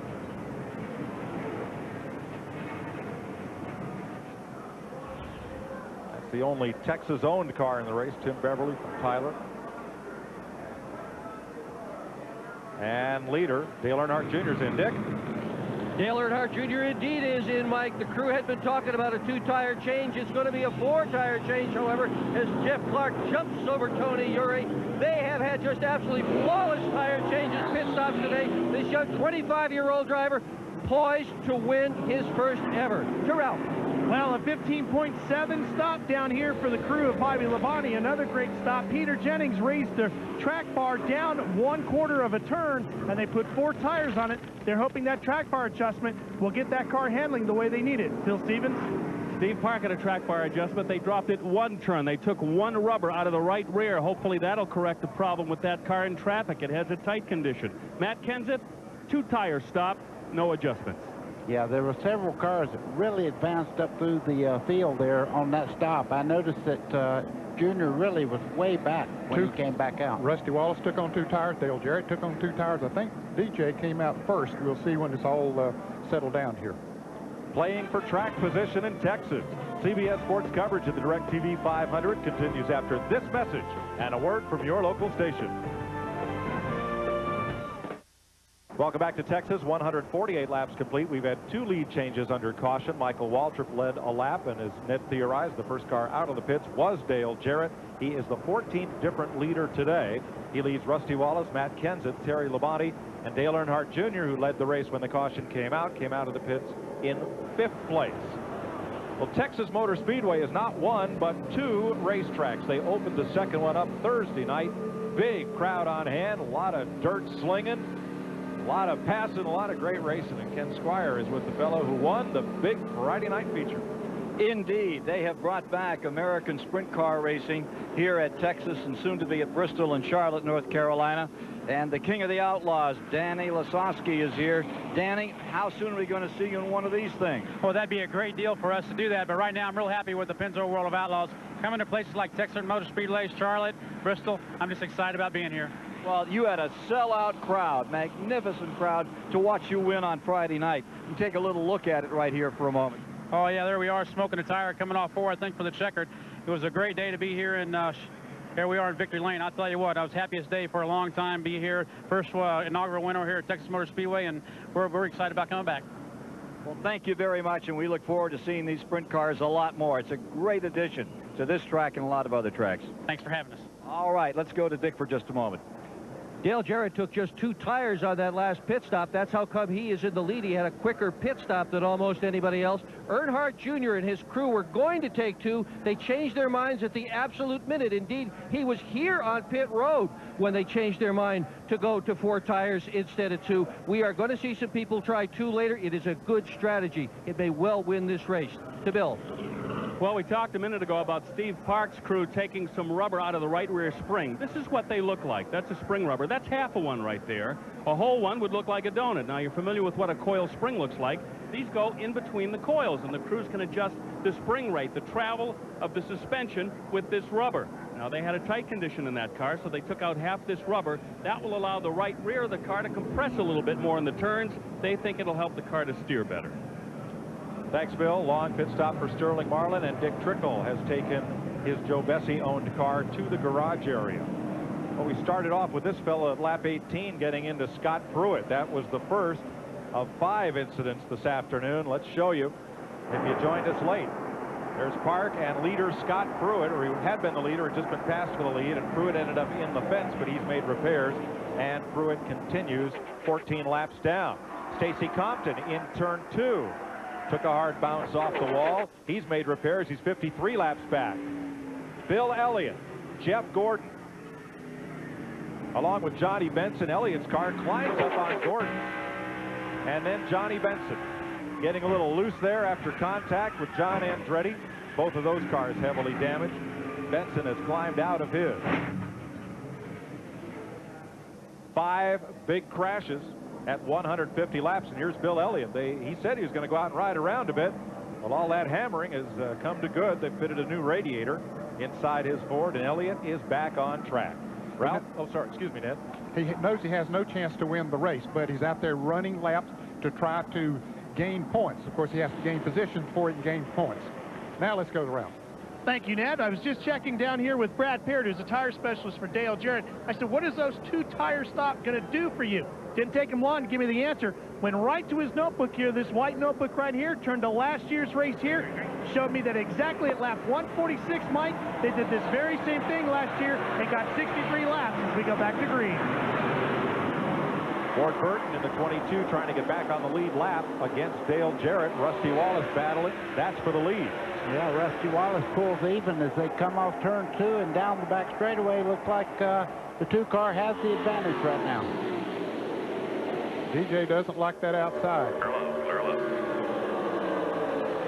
Look, you see everybody fighting for that bottom groove coming off turn 4. 3rd place there, number 17, Matt Kenseth. What a great job. Rookie in this division, running in 3rd place at this racetrack. That's an accomplishment. He's really doing well. Now, Ward Burton won't stay out there, too. Well, he will if he can do it comfortably, as DJ tries to go back on the inside of Rusty Wallace. But Ward Burton knows that there's a good chance that could be a caution on these restarts because the car's running so close together. So he's going to stay out there for several laps. But if he gets to hold him up, beating and banging in the back there. Okay, Mike Gross, one of the starters. Excuse me, spotters, one of the spotters. He spots for Ward Burton. That's exactly what he was talking about. They're beating and banging back there, and that could cause a caution. And, of course, they'd be back on the lead lap. He is technically on the lead lap right now. Now, Mike's from Long Island, and you've heard Ward. Ward's from Virginia. How do they communicate? Pretty well, it seems. It seems that way, yes. Dale Earnhardt Jr. just made a pass on Bobby Labonte as they come down the front straightaway. Ricky Rudd there. He's already a lap down right now, but I will tell you one thing. These guys are going at it. Earnhardt Jr. moves up to 4th. And the fella ahead of him now is the man he's battling for Rookie of the Year honors, Matt Kenseth. Earnhardt Jr. has led 3 races this year, all on mile-and-a-half racetracks. Las Vegas, Atlanta, and here at Texas. He's just very, very aggressive, and this racetrack applies itself well to guys that run the corners extremely hard. Earnhardt Jr. on a mission right now.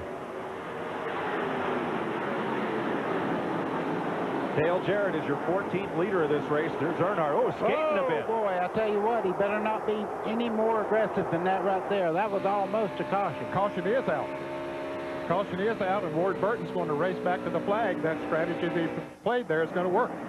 Dale Jarrett lifts out of the throttle. Here comes Chad Little back to the flag, trying to get back on the lead lap. And Jarrett could be in trouble because Rusty Wallace has just gone by.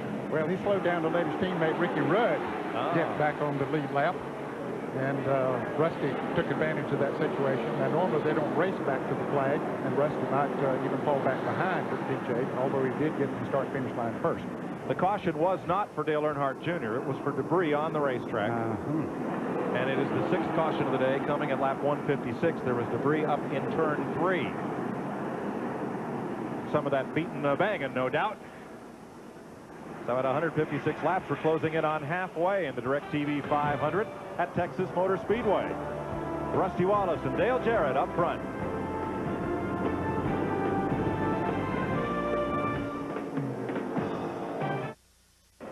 The Bud 1 airship, 1,000 feet above Texas Motor Speedway, is proud to be here today, supplying you with these spectacular aerial views. Budweiser's the official beer of NASCAR.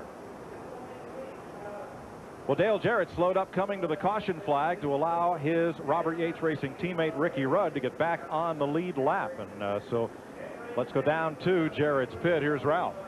Todd Parrott is the crew chief for Dale Jarrett, and your driver slowed down a little bit to help out his teammate, but you sounded like you weren't a little happy about that. How come? Well, we'd look real funny if we got hit from behind. You know, one of them guys didn't know he was going to slow down. You know, the 28 car got his one help for the day. Now they got to get his car right. That's it, Mike. You know, sometimes when you try to help out your teammate, it can be very dangerous. And when you're leading, Dick, well, you don't want to take any chances. You don't. Tony Uri and his team have taken no chances at all today. That car looks like it's on a rail. What's this kid got to do to win this thing, Tony? Well, that's exactly what our driver said. He said this thing's on a rail when he ran off from Bobby there, but we was trying to get him to save it a little bit. The car's extremely good.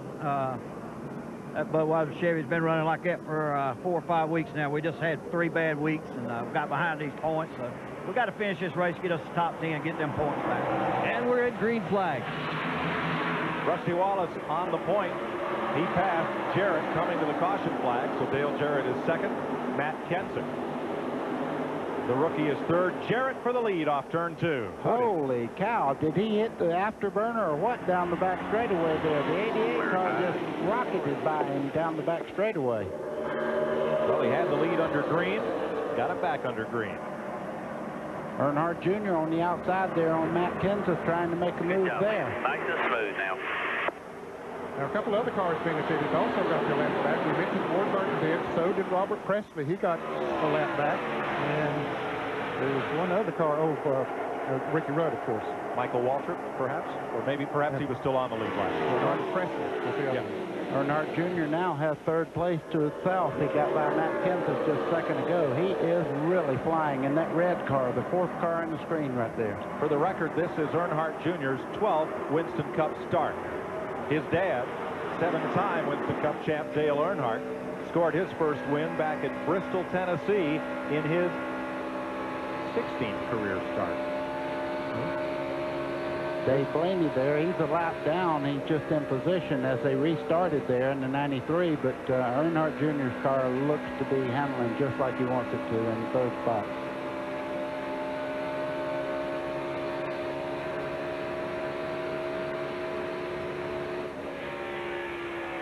Ride with Blaney, looking ahead at the 2 leaders, the Fords of Jarrett and Wallace. You'll see to the left, here comes Earnhardt Jr., passing the lapped car of Blaney.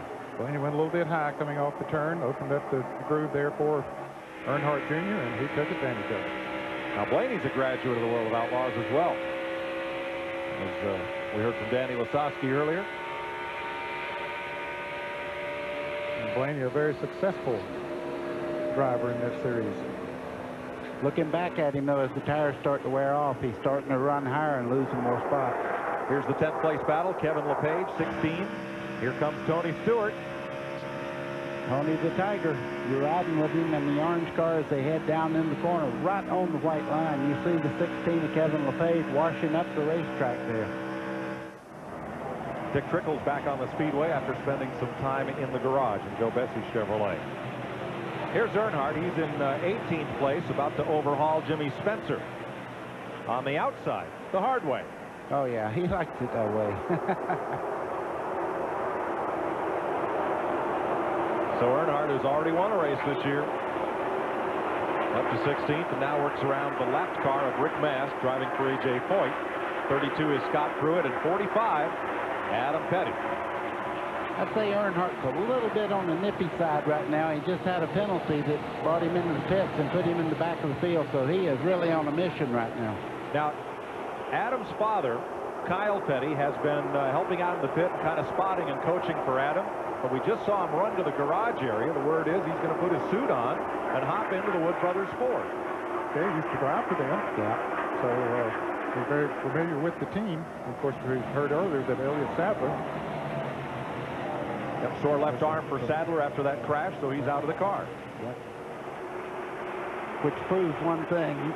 We are a big family, and we'll help other teams out. One thing you can count on. We'll fight on the racetrack, but we have a heart when it comes to the other teams also. Coming around to complete halfway. About to say the same thing, Mike. Look at Jeff Burton, 7th place. 30 positions from where he started. He and Tony Stewart both took provisional spots. And keep an eye on Dale Earnhardt Jr. now. He's moving in on the 2 there. Rusty Wallace, they head down the back straightaway. He definitely has a very, very quick car. We said that over and over again, but it's amazing to watch what he's doing with this car.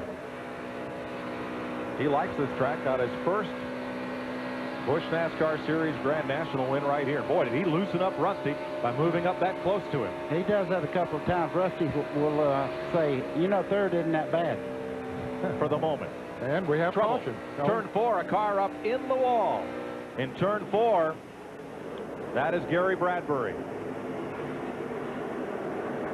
I don't think we'll have any cars racing the leader back to the line this time. There are none that are they've all close slowed to up. none of them are close to the leader. So here comes Jarrett at a somewhat leisurely pace back to the caution flag. There's a gentleman's agreement among the drivers about not racing back to the caution flag unless you're trying to get a lap back from the leader, and no one was close enough to contend. So let's make this the 7th caution of the day at lap 169.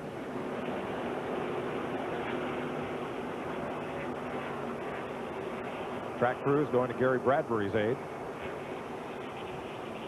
And to clean up in the garage area already, there have been 7 cars, make that 8 cars, either behind the wall, lengthy stays on pit road, or out of the race in the garage due to crash damage.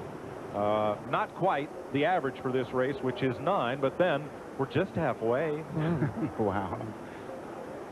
Well, this is a car getter. If you get in trouble here, you really smack the wall pretty hard. Bradbury is okay. The Larry Hedrick Chevrolet is not.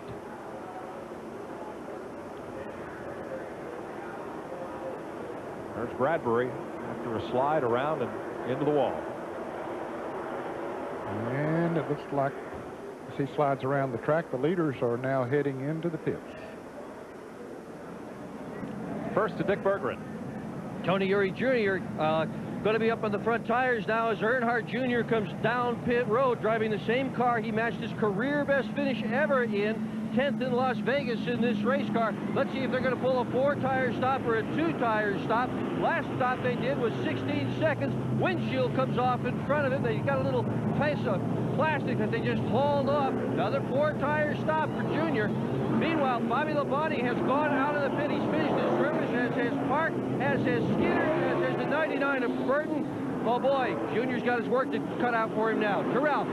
Well, it's a 4-tire stop for Dale Jarrett. They did exactly what they had with the car before. They just changed tires. That's all they did to it. They like the way this car is handling right now. Jarrett with 2 runner-up finishes here in Texas. in the first year, and in '99 he finished 11th here in '98. Bill Stevens? Rusty Wallace came in, got 4 tires, no chassis adjustment, and 2 stalls down. Matt Kenseth is still in the pits. He was going to come in and just take 2 tires. They changed their mind. They're taking 4, and as you can see, there's a NASCAR official in front of the car. A tire from that team got loose and crossed pit road. They're holding him up. Also a lengthy stop there. Dale Earnhardt has been in for a very long stop. They took a long time on the right side of the car. Now they're under caution, so they have the luxury of taking time. It's not going to cost him an additional position. But how about Matt Kenseth? Is it going to cost him a lap? He's still being held. And let's show you what happened. Oh, there goes the tire. And that's going to cost him at least a lap. Oh, yep. That is too bad. He had such a great run going here today. Now they'll stop him right there and let everybody go by, and he'll be at the tail end of the line, a lap down. And it wasn't Matt's fault. No. Happened in the pits. All right, 171 laps are complete here in Texas. We're under caution, but we'll be right back.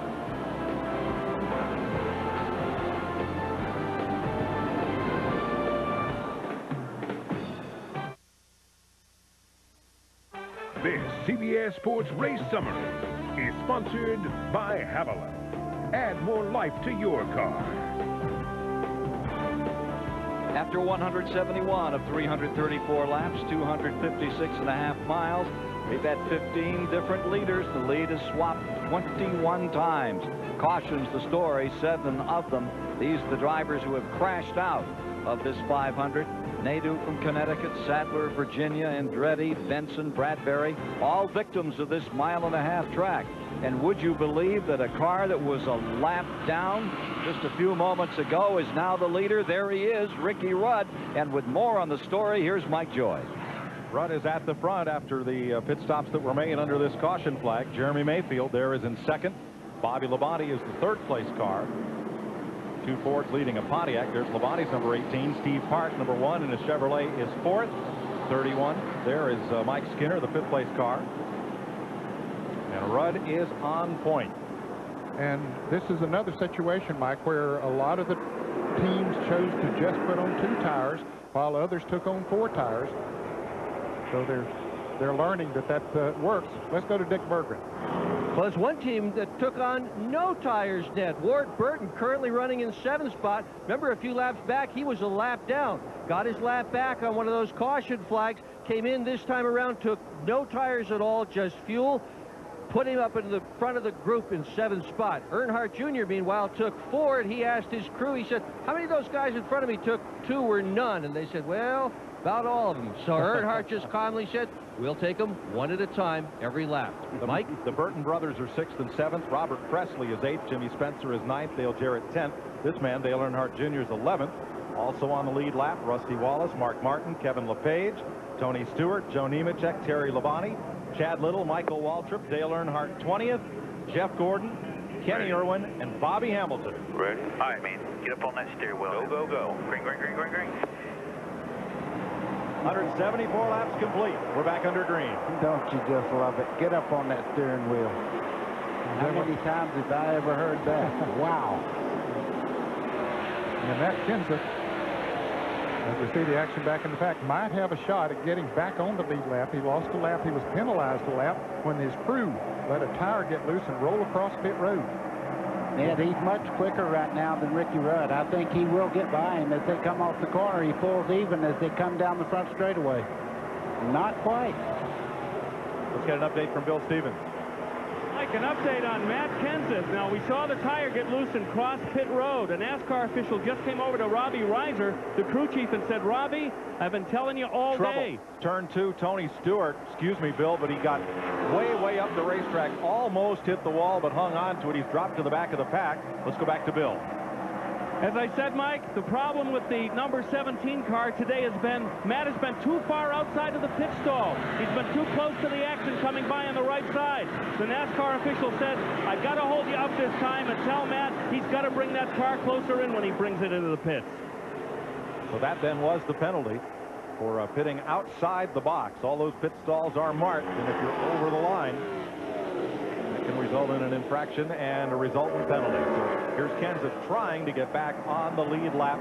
Ricky Rudd trying to hold him at bay because he knows that's one of the faster cars here. I can tell you one thing, Ricky Rudd is not holding him up right now. Ricky Rudd's got his car dialed in pretty good. 2 tires are working for these guys. Matt Kenseth is a little bit quicker, but Ricky Rudd's pretty tough to handle when he's able to turn down on the bottom side of the racetrack.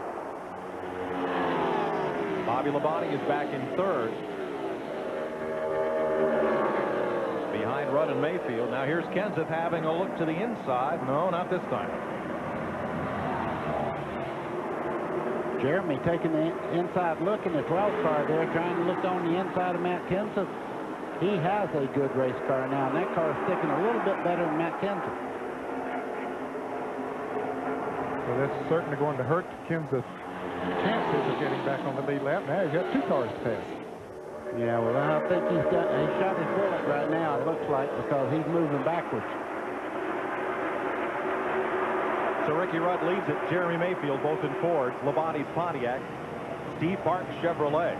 Let's show you what happened there to Tony Stewart up in between turns 1 and 2. That's way up on the outside. The orange car. Well, he got loose there and had to chase the car up the hill, and it didn't get better as he got up there. He got loose again. He was very fortunate to get slowed down enough that he didn't get into the wall once he got up into the loose stuff. Well, I interrupted Bill because I saw all that smoke from the right rear. Thought he might have cut down a tire. Talking about moving back, Ricky Rudd now is falling out of contention there. He's moved over there. About 4 or 5 cars got by him in one corner there. Rudd was the 15th different driver to lead this race.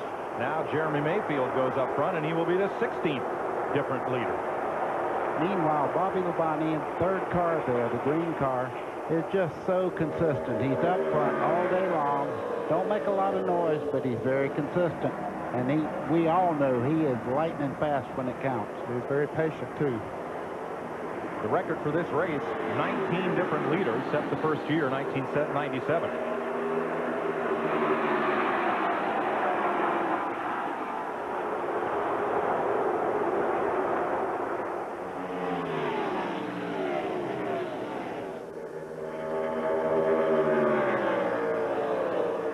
Just behind this group, Steve Park ahead of Ricky Rudd, but Jeff Burton has passed Steve Park, and Burton is about to join Bobby Labonte.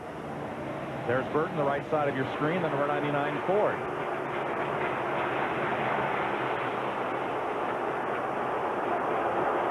Here's Michael Waltrip in our wrenchhead.com telemetry. Michael in 18th place. He's on the lead lap. Yeah, those RPMs go up on the straightaway, 84, 86, 87. They jump up to 9,000 right before he went off. I'd have to say that was probably a little bit of wheel spin there, because he was not anywhere close to 9,000 to that point.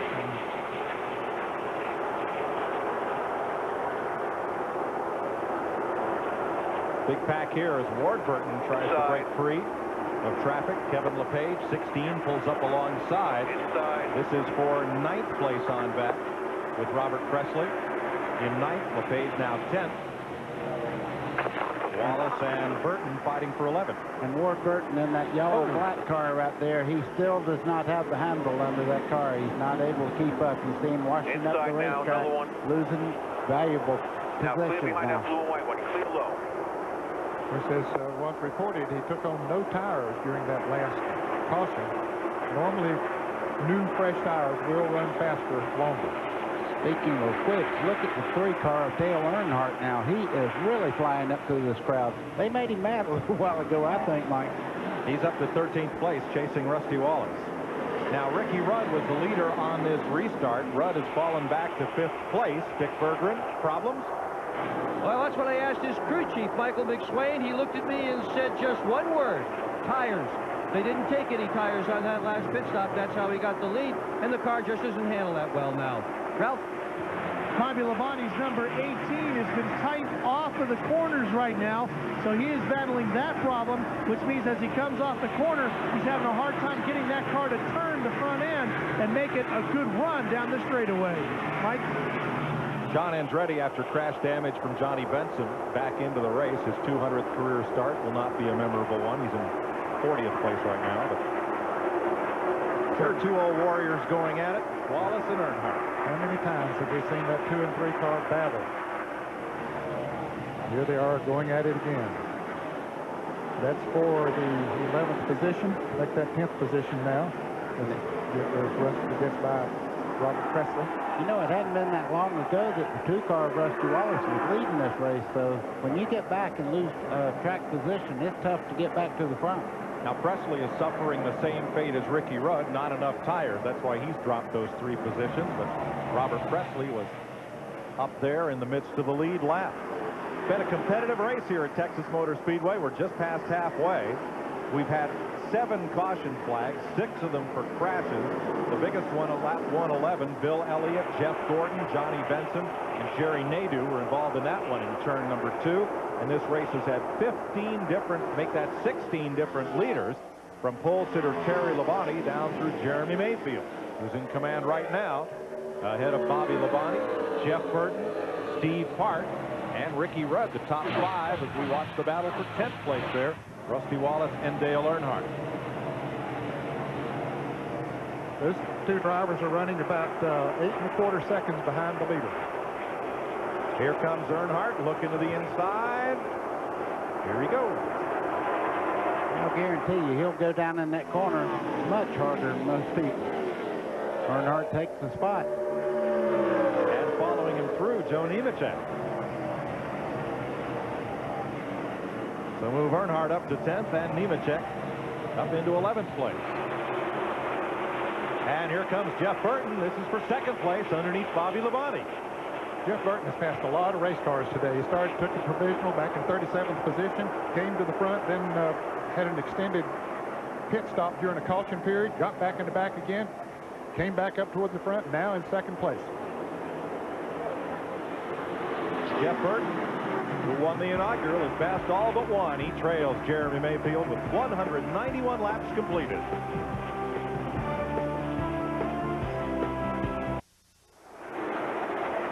Welcome back to Texas. Kid has 20 years. Oh, he's listening on the scanner, listening to his favorite driver and crew chief and spotter communicate. Might be Jeremy Mayfield. He's got the lead from Jeff Burton, but Burton's closed up. That lead car owned by Roger Penske and Michael Krenifus, the former worldwide head of racing for Ford Motor Company, now a NASCAR team owner with Penske. Teammate to Rusty Wallace. Mayfield out front, but Jeff Burton has just inhaled him. Yes, it's a matter of time. Burton looked to the outside, inside in that corner, and both places he gained on Jeremy. Now, whether he's content to ride along and take care of the car at this point in the race, we'll have to wait and see, but he is the fastest car. Burton with a look to the low side, and Mayfield slips up the racetrack a bit. We may have our 17th different leader here. Not this time, maybe. We definitely have a race. They're side by side, but now you see the 99 of Jeff Burton take the lead down in turn 1.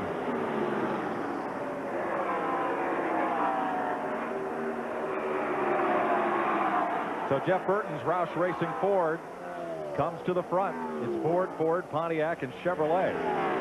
Now in the front 4.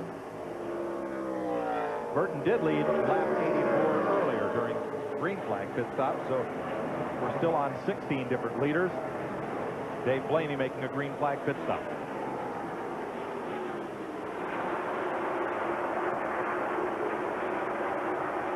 You know, for all the crashing, the attrition has not been high. The only car officially out of the race is Jerry Nadeau.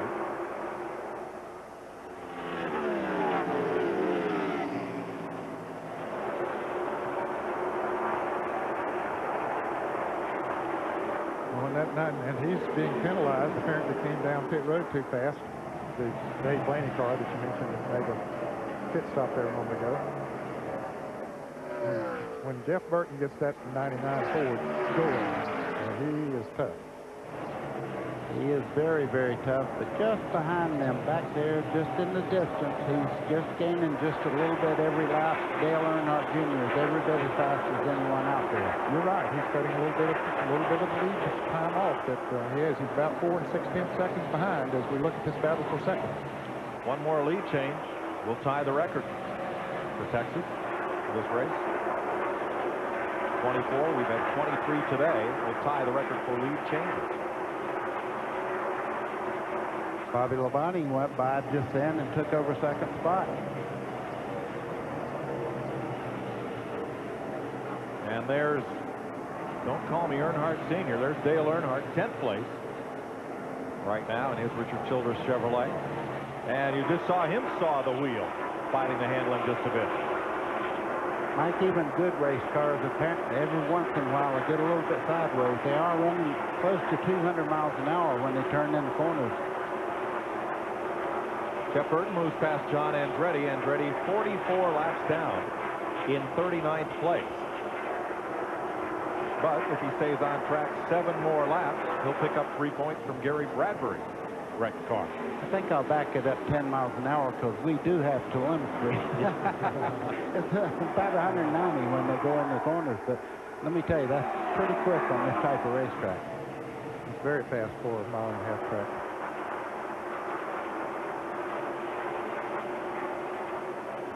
.203 laps complete. Let's go to Jeff Burton's pit. Here's Bill. Mike, Frankie Stoddard is the crew chief for Jeff Burton. He's talking to Jeff right now, but we'll grab him. They have moved all the way up through the field. Boy, the way that he's running today, you were probably wondering when we were going to show up.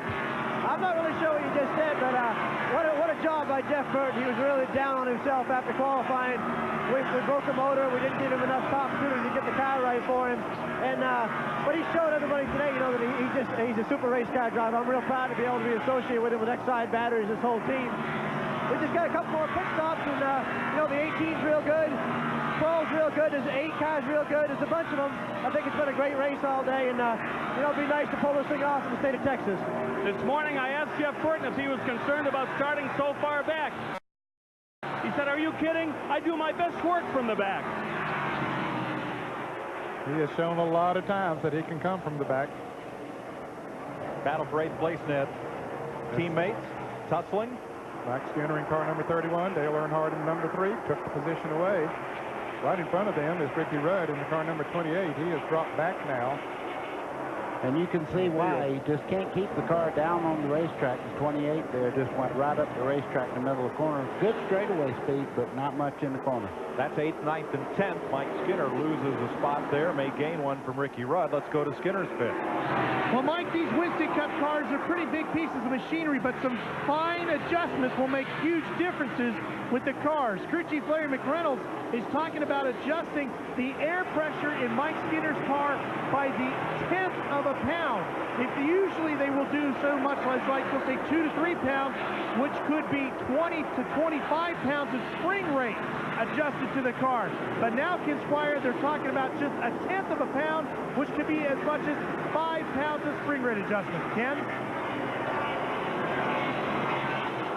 See that number 33, Nemechek? He's about to be challenged. And I'll tell you, the strongest one out there is Tony Stewart. In back-to-back laps, he passed Terry Labonte. Then he passed Mark Martin. 6 laps later, he took Rusty Wallace. Here he is closing in on these leaders, trying to crack the top 10. Tony Stewart's coming on strong. Back to Mike Joy.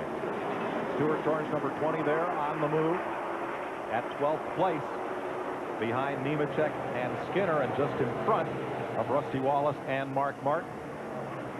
Seems that most every driver who has led this race has cycled through the field, either because of taking 2 tires or 4 tires, and the number of caution flags today, 7, have really provided some jumbling in the running order. We're at 209 laps.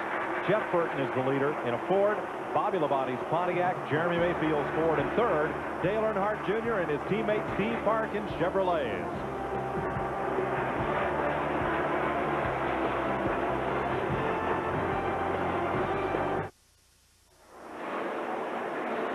Welcome back to CBS Sports coverage of the DirecTV 500 from Texas. Mike Joy with Ned Jarrett and Buddy Baker. Our leader's Jeff Burton, but Bobby Labonte remains just about 8/10 of a second behind.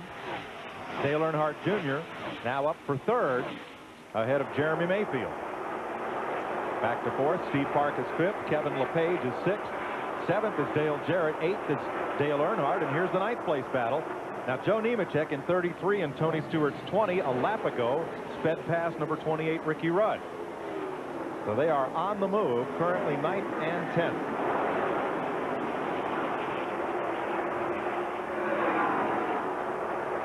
Stewart gets the run. Let's see if he's going to be able to make the pass. That's where I always like my car to handle the most, right down that straightaway. If you see that 20 car just pull up on Nemechek and blow by him down that back straightaway.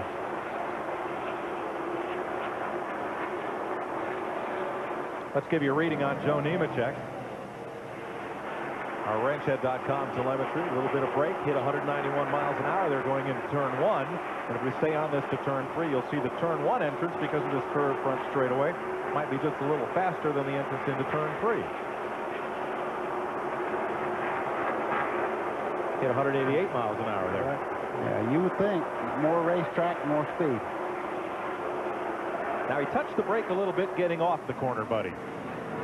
I don't understand that. He's just letting his foot rest on it and is setting that light off. He's certainly not trying to brake. Yeah, he probably didn't realize that he was pressing on the brake. Leader in traffic, Jeff Gordon. Boy, Texas is still not his racetrack. He had gone a lap down earlier, Mike, and then made a pit stop here just a few laps ago. So he's pretty far down the list now. In fact, he's being shown 3 laps down in 31st position.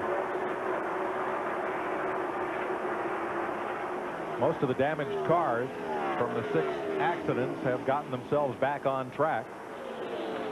Jerry Nadeau officially out. A lot of damage to Johnny Benson's car. He climbed out. Adam Petty headed behind the wall. Oh. Just all of a sudden, he was running back there in about the 28th or 9th position, somewhere back there around 30th, but heads for the garage. He was hoping to run all day just to get experience. But as you say, that's one thing he did get today, and that's what he was out here for. He actually got some good race time out here, and he knows what the cars feel like at midway of the race. Petty completed about 216 laps before going to the garage. That 19-year-old has a lot of promise and a lot of opportunity, but also a lot of responsibility to carry the most famous name in stock car racing to another generation. I think he'll fit in that mold just right. I think so too. At lap 220, here's your leader. South Boston, Virginia's Jeff Burton. And Dale Earnhardt started 35th to win Atlanta.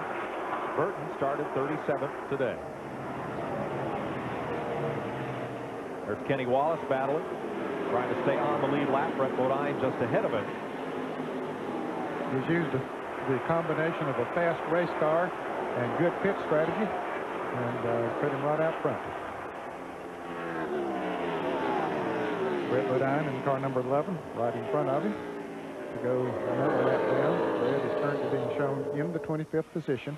And Brett, one of the very few driver owners left in Winston Cup racing. I think he and Bill Elliott among the teams that contend every week. You'd have to count Kyle Petty in there. Petty Enterprises is a family operation as well. Well, Jeff Burton just did get by Brett Bodine then. Brett cut down, did not realize the leader was there, and then was almost a wreck going into turn 1 just then. There's Darrell Waltrip on his victory tour this year, his last season, car number 66. And this is his last appearance in Texas. Ned, let's add to that list Dave Marcus, who attempted but did not make the show here in Texas as one of the driver owners in this series. It is certainly a dying breed. I was just thinking about what Waltrip said the other day. He said, if I don't win a race this year, well, I'll just quit. Instead of retiring? Yeah. Ricky Rudd coming into the pits. He was one of those that took on no tires during that last caution period, and he dropped back a little bit in the field, but now headed down pit road. You see he's had some damage on the right front with his Ford.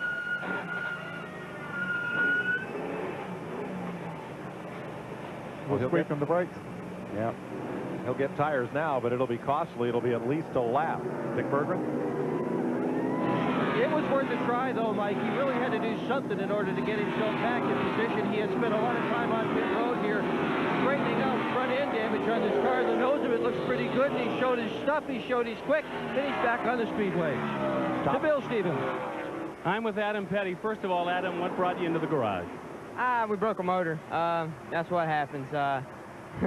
that's just my luck. Last night I had a car capable of finishing in top 5, and somebody blew up in front of me, and I got in their wreck. And today we was just riding along, running about 24th, and blew a motor. So that happens. We'll come back at Charlotte. At least I didn't tear it up. I learned a lot, and I just figured out, you know, what my line was and how and get back in my rhythm and everything like that. So I hope I earned some of those guys respect out there today. I had a good time, and we'll go get them next week. When you got the name Petty, it's easy to get that respect. Well, I asked his father, Kyle, why start Adam at the car-eatingest racetrack in NASCAR to make your first debut? And Kyle says, well, you remember, I started at Daytona. He said, Adam's run well here. He's qualified up front here in the Busch car and had a good finish in a truck, and Adam likes this racetrack. So he gave a good account of himself today. Sorry to see his day end early. 227 laps complete. The DirecTV 500 continues on CBS after this message and a word from your local station.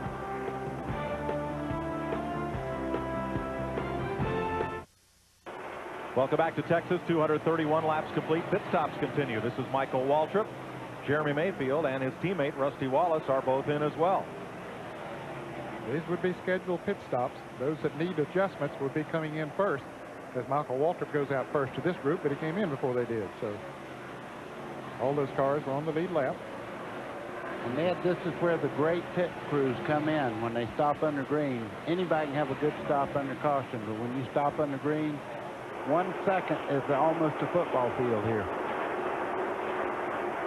Big battle of Steve Park and Tony Stewart.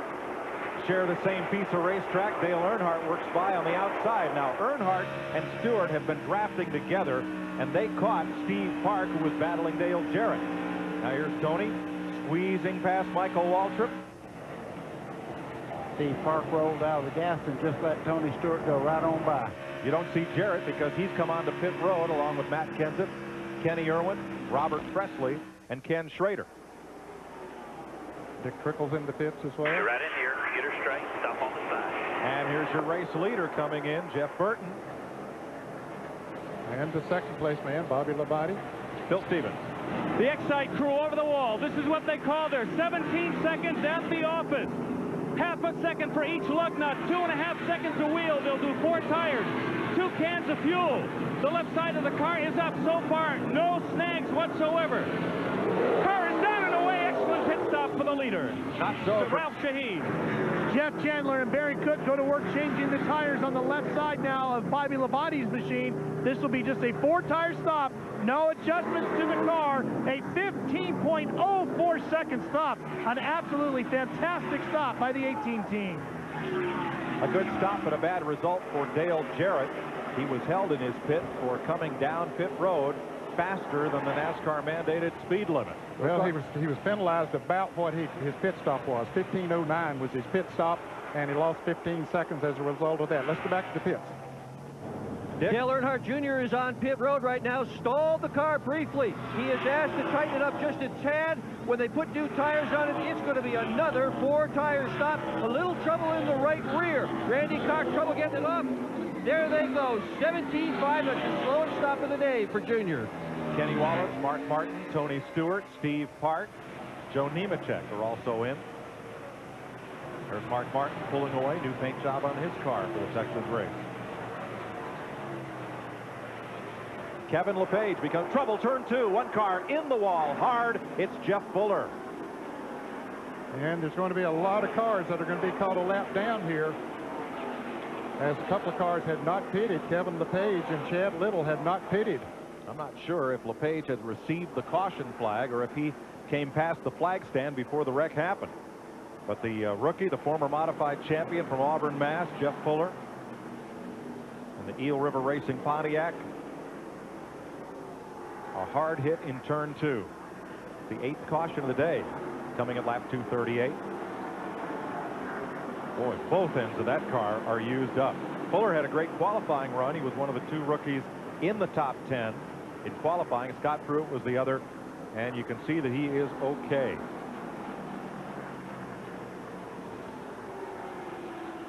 Uh-oh.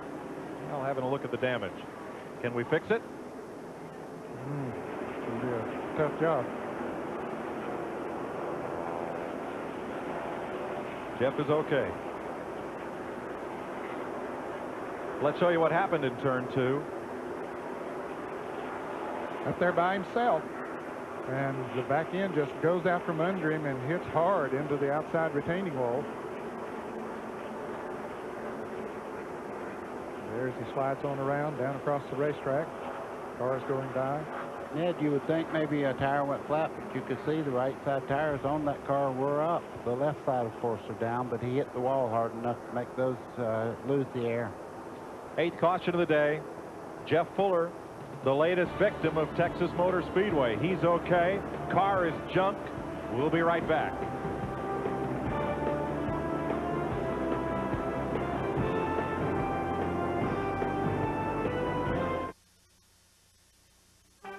This CBS Sports Race Summary is sponsored by Ford. The latest innovations, the greatest traditions. 239 of 334 laps complete, 358.5 miles. 16 leaders working toward that record of 19, 25 lead changes, 8 cautions. As this track continues to devour the NATO, Benson, Bradbury, Compton.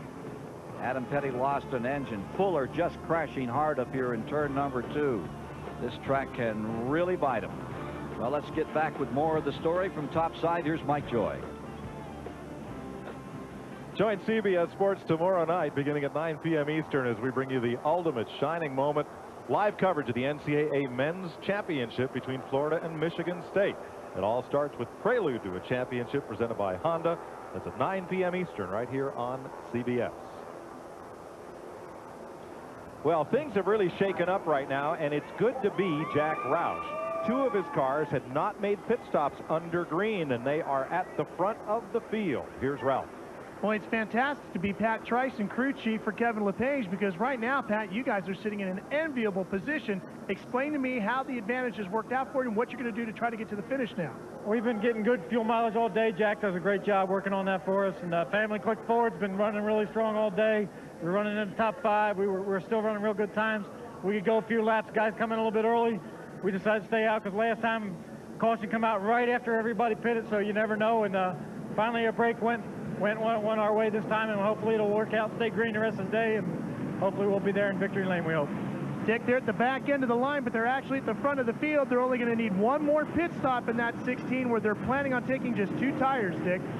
Well, good news, bad news for Chad Little. Indeed, he has got a lap on most of the field by doing what he just did. But in order to accomplish that, he had to speed down pit road. Jeff Hammond said, no questions, just stand on it. He came flying through here. NASCAR penalized him for it. As a result, Chad Little has got to go to the end of the longest line. He will be in 2nd spot, but the end of the longest line. Now, as a result of all of that, they have decided, bring the car in right before the green flag, put some fuel in it.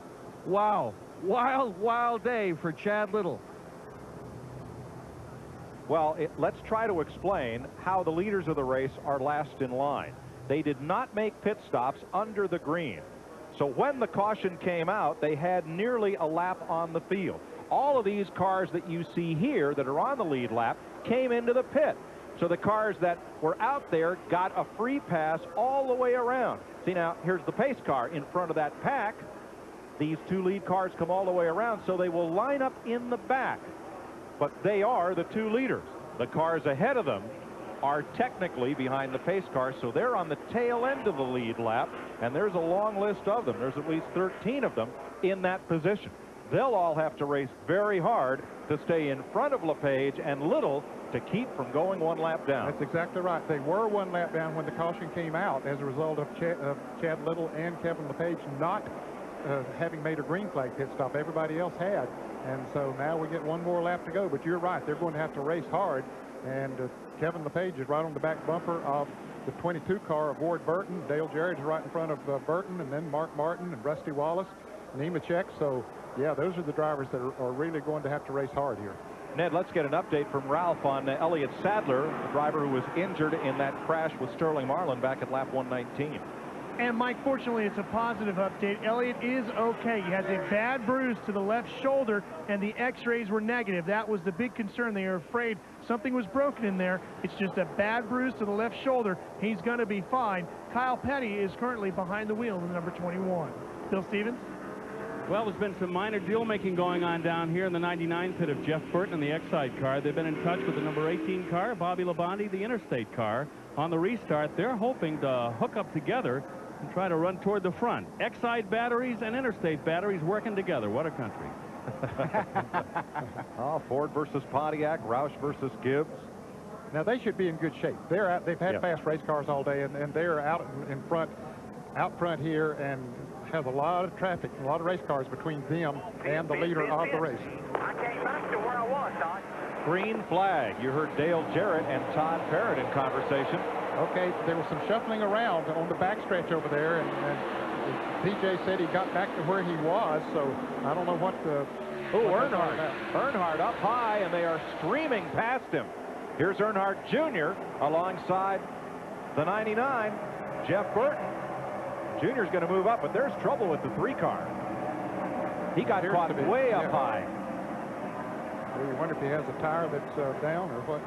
Ned, it might have been that he got shuffled so far up the racetrack, he got a lot of that rubber debris on his tires and had to work it loose before the car would stick. Could be. Okay, now we're being told that the 88 car has been posted because he passed on the left. Okay, no, that has been taken away. They were talking about that, but I guess when he said he got back in his position, then I guess they let it go. So the leaders are mid-pack. Now there's Jarrett battling with Steve Park. And well back in this pack are the race leaders, Kevin LePage and Chad Little. And that is a big disadvantage because the cars up front up there in clean air, and they're in trouble. He got hit by the 4 car going into turn 1. Caution flag. Where are the leaders? More cars spin. LePage to bring them around to the flag. Now he will let off, and all of these cars in front of him will come back on the lead lap and be able to catch up to LePage and Chad Little, because the pace car will not pick up the front cars in the pack. It will wait for the official race leader, Kevin LePage. Exactly. And there's DJ's car sitting down on the inside of the racetrack. He's moving around inside the car, you can see. I'm not sure that he hit anything real hard. He spun up to the outside of the track and then back down across the track. It was the 28. He said he's sorry. Oh, 28. I saw DJ going into the turn on the outside of the 4, and I thought they got together, not anything to Bobby Hamilton. All the tires flat. Well, let's have a look at it, Ned. Yeah, we'll know exactly then.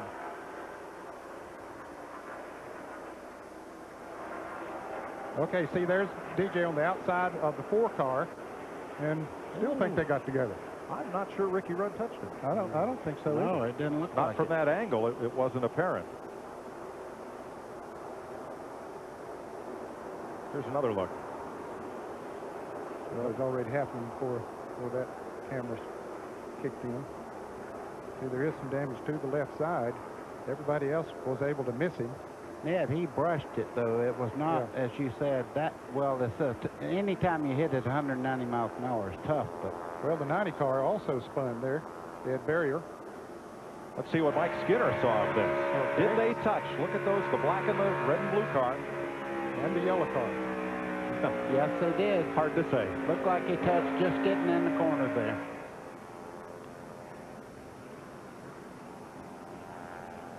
Now Dale Jarrett will climb out, and they'll hook the wrecker up to the number 88. Boy, what a difference from a year ago when everything, the brakes went their way. They went on to the championship. This year they're having things happen that didn't happen last year. And it'll be the first time that Jarrett has finished out of the top dozen here at Texas.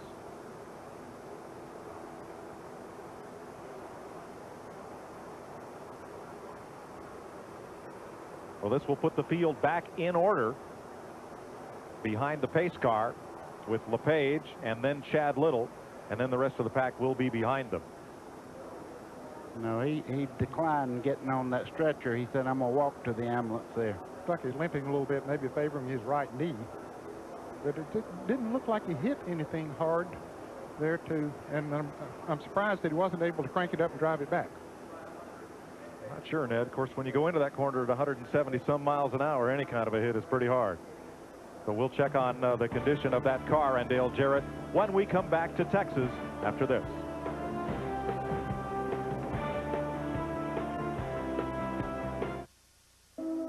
From high above Texas Motor Speedway, it's the Bud 1 airship giving us these great views. Budweiser, the official beer of NASCAR. We're under caution for Dale Jarrett's accident. You see the tires flat spotted and damage to the 88. Off it goes to the garage.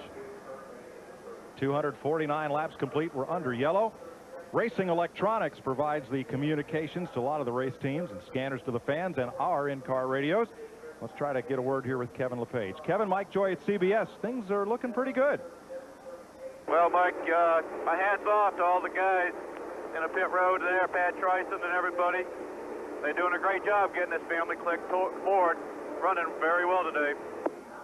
What did you think when you're leading the race behind all those other cars right in front of you, trying to have to bust your way through them to put them a lap down, though? I was kind of hoping the thing would stay green, because if it did, we have a pretty good car, and those guys have to make up a mile and a half. But, hey, we'll see what we can do. We're going to do the best job we can, and we'll see what happens at the end of this race. Okay, one lap to go. We'll let you get back to work. Let's show you from Ricky Rudd's car what happened down there in turn 1.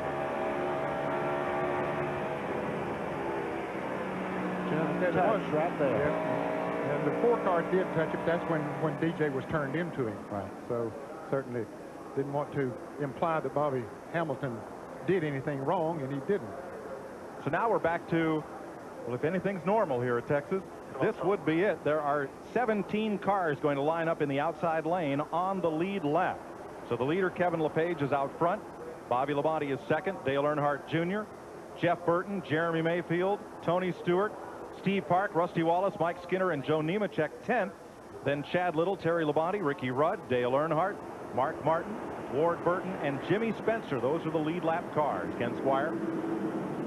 How do you tell if you have a racer living in your neighborhood? Well, Kevin LePage says as you drive by a house in July, the grass is over 14 inches high. That's where the racer lives. We're too busy to mess with lawnmowers.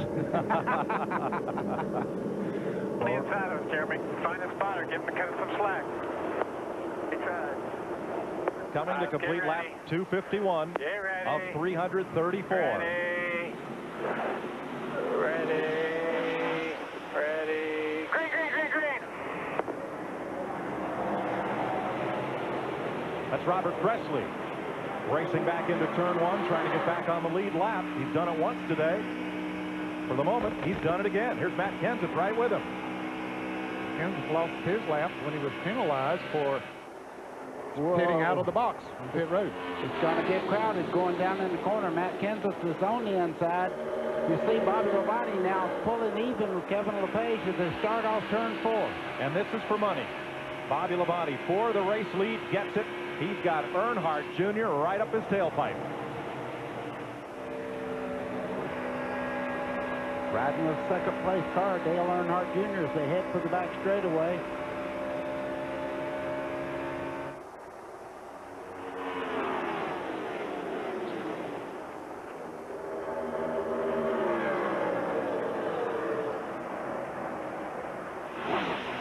Boy, they'll have to pull back on the reins on Earnhardt Jr. right now because he's got a very, very fast race car. So does Bobby Labonte. So right now, it's going to be the battle of will.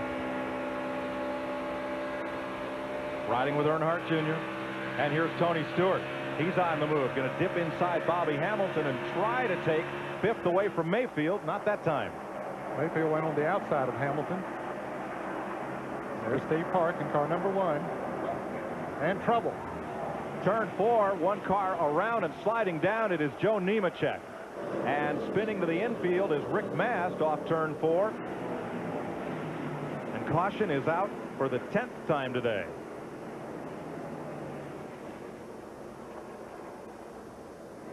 Rick Mast back underway there. He just went across the grass. Now he's back going. You know, the complexion of this race is like the weather in New England, as Mark Twain said. If you don't like it, just wait a minute, because it's all going to change. Wow. It has changed a number of times already here today. You see Nemechek moving around in there. Robert Presley and Matt Kenseth were ahead of leader Bobby Labonte, and they have both come to the caution flag and gotten back on the lead lap. Joe Nemechek climbs out. He's okay, but the concrete here in Texas has bit another one. Got his first win in NASCAR Winston Cup competition last year at New Hampshire. He's not real happy right now. You can see him just kind of, leave me alone, let me look just for a second. But it's mandatory he goes in and gets a check over from the doctors here.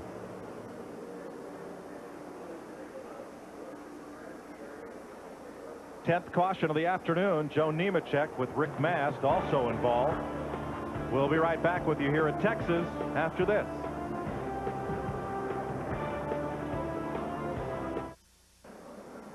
Joe Nemechek is the latest victim of Texas Motor Speedway, bringing out the 10th caution flag at lap 254.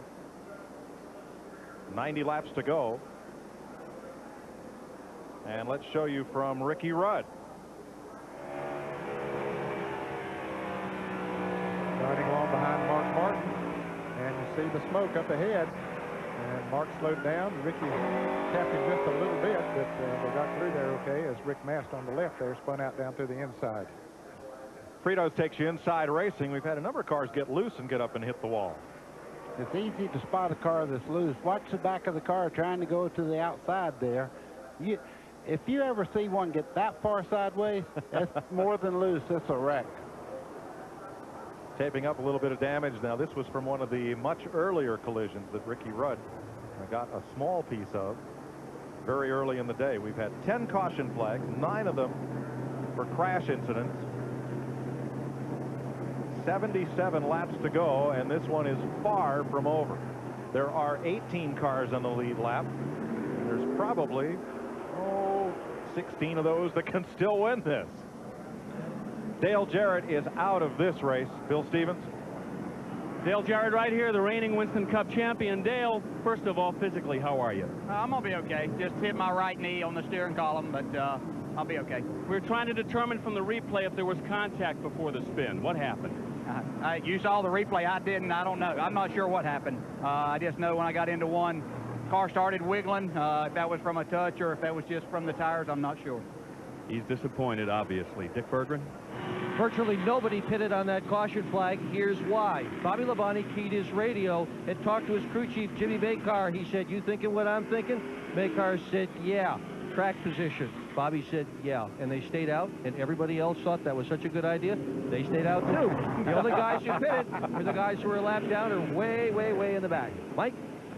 Jimmy Spencer and Robert Presley were those guys way, way in the back who did make pit stops under this caution flag. They were toward the tail end of the lead lap anyway, so gave little or nothing up by making a stop. You're exactly right. I'd take 4 tires if I was at the back because you can only go forward with that kind of advantage. It really helps the cars to have fresh rubber. In fact, Robert Presley had just gotten his lap back, so he was all the way back. Bill Stevens. With Joe Nemechek, Joe, physically you're okay, but not a happy guy. No.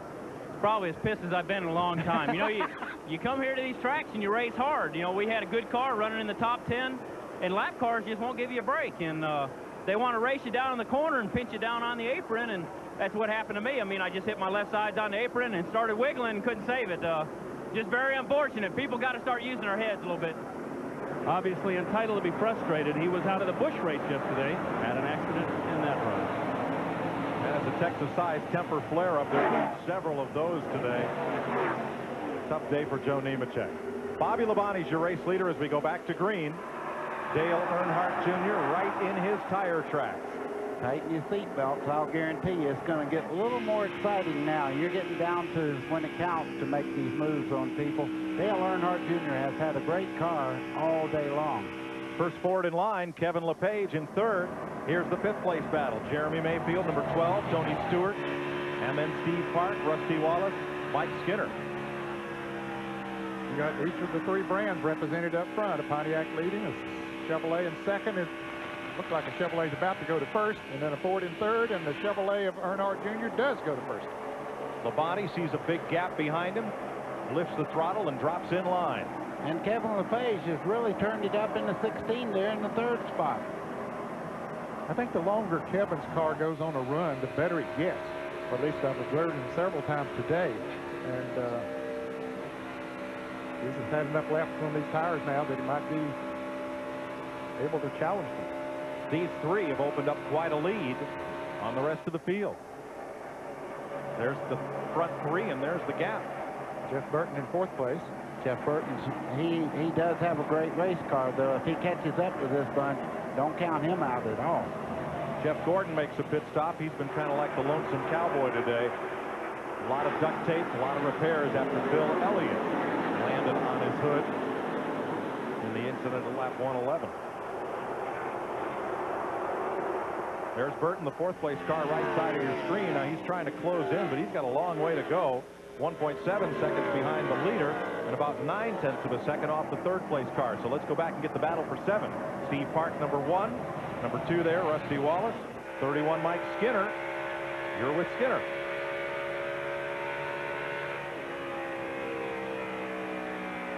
Blackbird Diamond 11 on the very bottom of the racetrack, and I would imagine that Skinner right now would like to be down there where that lap car is to really get acceleration off the corner, but he seems to be handling quite well.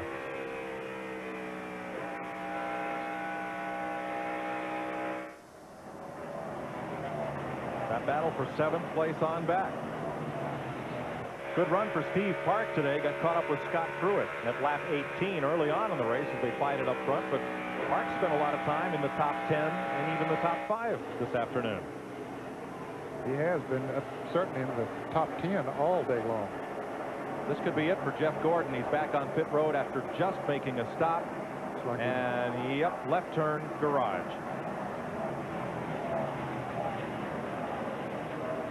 Track owner Bruton Smith would love to have a second Winston Cup race here at Texas. I don't think Jeff Gordon would be a fan of that. This has been an awful racetrack for him. Boy, I'm telling you, 3 times out of 4 times here, he's had trouble. This man, he loves it. He won his first Busch Grand National race here, and now pulling away from Bobby Labonte. Could win his first Winston Cup race.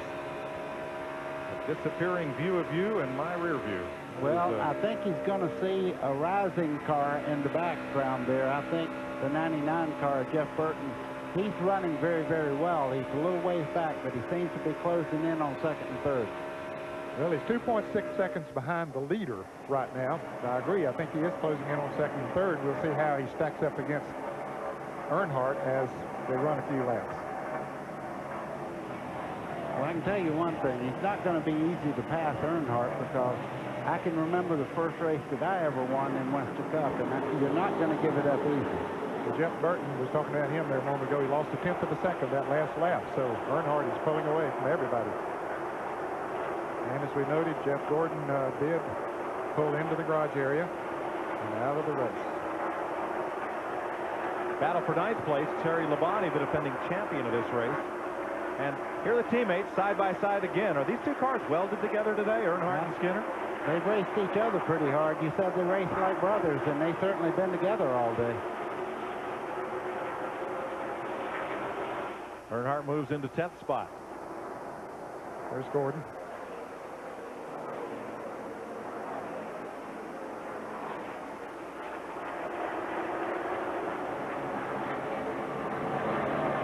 Not sure what the record is for a rookie driver, how early to win in the season. I recall Ron Bouchard won at Talladega in, I think, his 11th start back in 1981. So I think that was in July. Look at the forward bite that Jeff Burton just got off the corner there. He gets up beside Kevin LePage and goes right on by him. Goes right on by. But you said in the season or in his rookie season? In his rookie season. Yeah. Okay. It certainly wasn't me, I can tell you. Dale Earnhardt won in his 16th start. That was at Bristol, Tennessee in '79.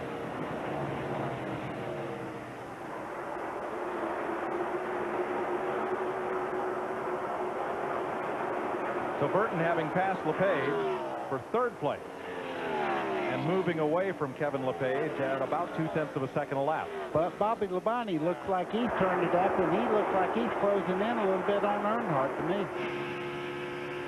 From Bobby Labonte, you'll see him, well, he passed Jeff Gordon coming out of the pits. Gordon has put on a new set of tires and decided to try it once more. We thought he was putting him on the truck there a moment ago. Well, it was funny, Ned. He pulled into the garage, and then he pulled back up toward pit road, and then they backed him up, and then they put tires on and sent him back in the race. Gordon came into this race 10th in the point standing and continues to soldier around here, running fast enough, but he is in 30th place, 13 laps down. Battle for 5th place, Jeremy Mayfield and Tony Stewart. Tony Stewart's much quicker getting in the corner than Jeremy Mayfield is. Stewart's moved up well since this last restart.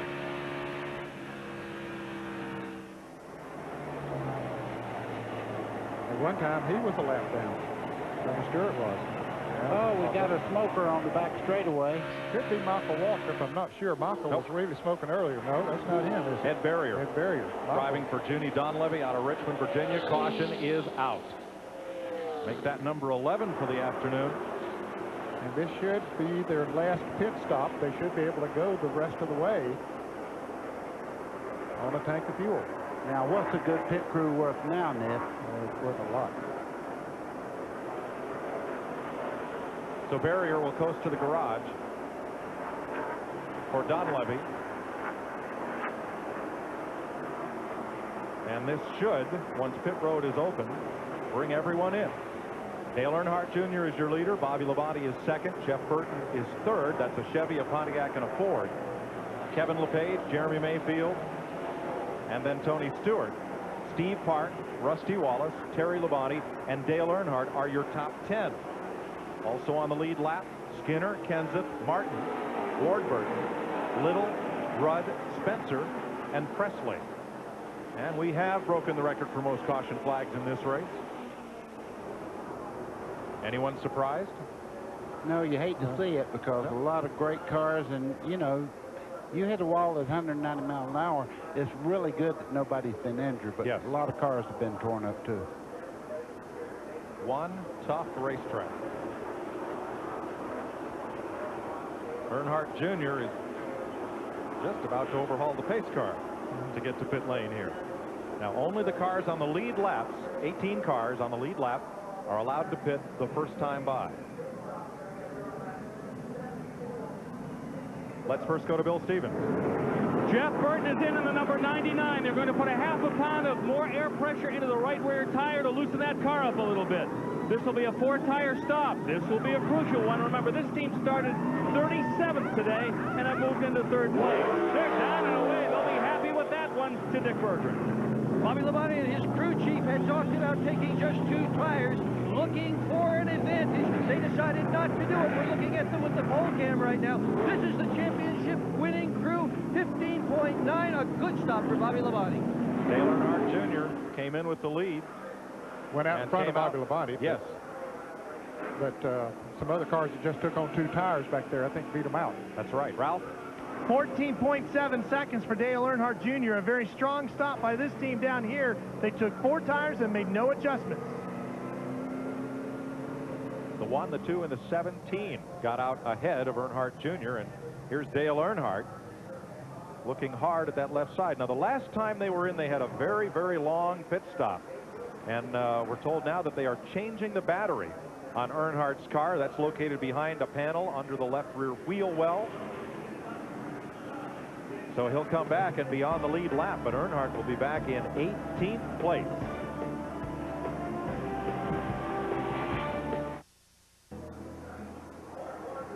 The master of Texas for the moment, Dale Earnhardt Jr. You think his crew wasn't happy they beat Bobby Labonte out of the pits?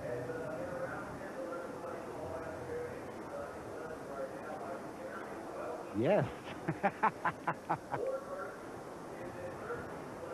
Don't forget that his first NASCAR Busch Series Grand National win came right here in Texas. Coming up on the back bumper of Joe Nemechek. That's called the bump and run. And into history. We were here, and that was a great day. Dale Jr. and his dad and crew celebrate. That was then, and this is now. Steve Park, Dale Jr.'s teammate, is the race leader. Rusty Wallace is second. Matt Kenseth is third. Then Earnhardt Jr., Bobby Labonte, Jeff Burton, Tony Stewart, Kevin LePage, Jeremy Mayfield, and Mark Martin are the top 10 on this restart.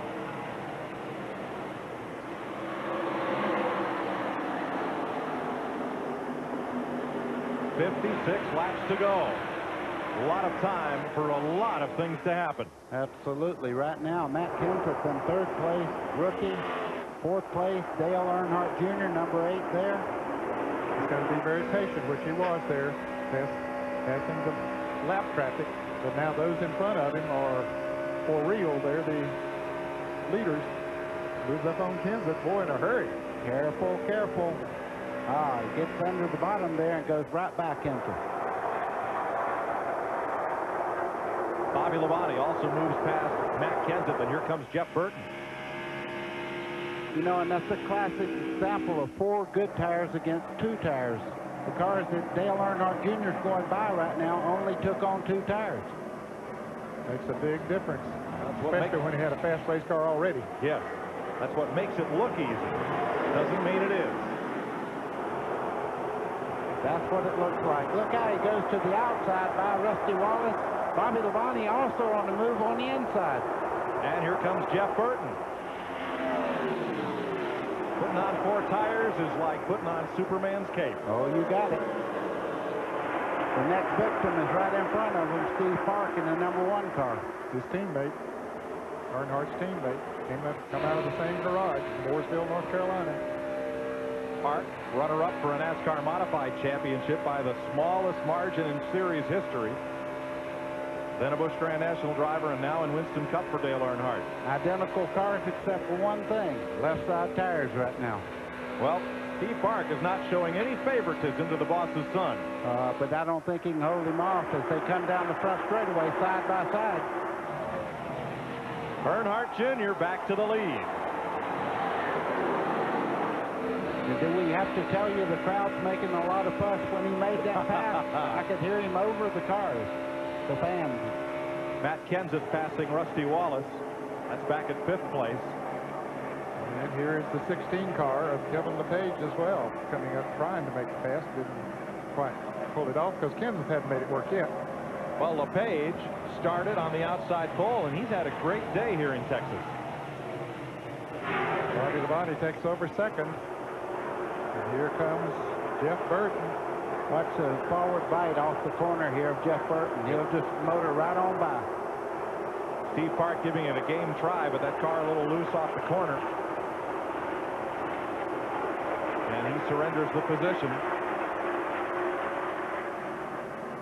So there's Dale Earnhardt Jr. leading him across. Now he has an advantage now of a full second over Bobby Labonte. Let's go to his pit. Tony Uri Sr. is Dale Earnhardt Jr.'s crew chief. Tony, those 4 tires got him to the front. What do you got to do to keep him there to get that first win? We got to stay in front for 50 more laps. Budweiser car's real good. It's been good on 4 tires all day long. We wasn't going to mess that up.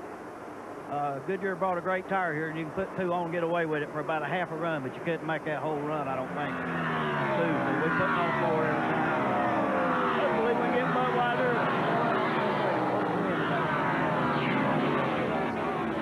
The only thing you can predict here in Texas is the race will be unpredictable. They've run it 3 times, and this in its 4th year could give us a second first-time winner. Jeff Burton scored his first ever Winston Cup win here in the inaugural in 1997.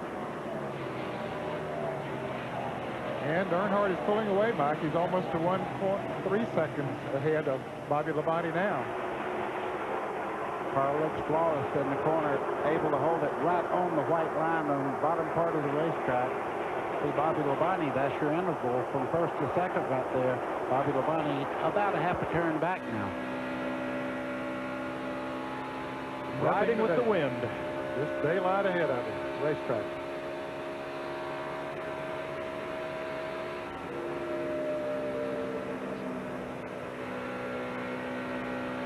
Doesn't spend much time out of that throttle, does he? Well, he made it all count. When he really needed the grip, he was out of the throttle, and when he got back in, the car was already set really good to get a good run up out of the corner. He didn't overdrive the corner. Sterling Marlin's car being pushed into the garage area. He will join Ed Barrier, Joe Nemechek, Jeff Fuller, Adam Petty, Gary Bradbury, Johnny Benson, and Jerry Nadeau as the cars out of the race.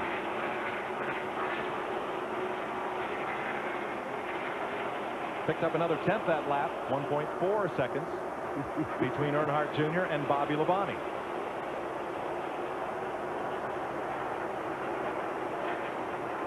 He just hopes. Oh, Matt Kenseth. Oh, hard in the wall. Sorry to say that Earnhardt just hopes there's not a caution flag, but here will be one. And everybody's going to get past as Kenseth slams the inside wall. And once again, for the 11th time today, caution is out for an accident. It's the 12th caution overall at lap 290. And turn 4 once again is Calamity Corner. The car hit very, very hard on the driver's side then. Matt Kenseth, runner-up last night to Mark Martin in the long delayed Albertsons 300. He's a very talented young man as well. He was leading the rookie points coming into this race.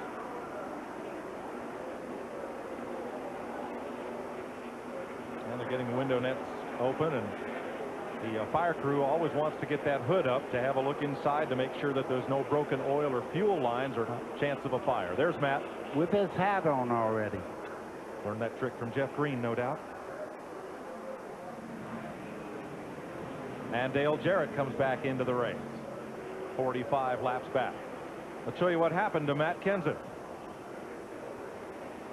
Yeah, he's going into the turn, buddy, all by himself. You could see it wiggle just a little bit getting in there. Now it turned around. Watch it hit on the left side of that race car very hard in the wall. Now here's where he was lucky. Everybody goes by without contact.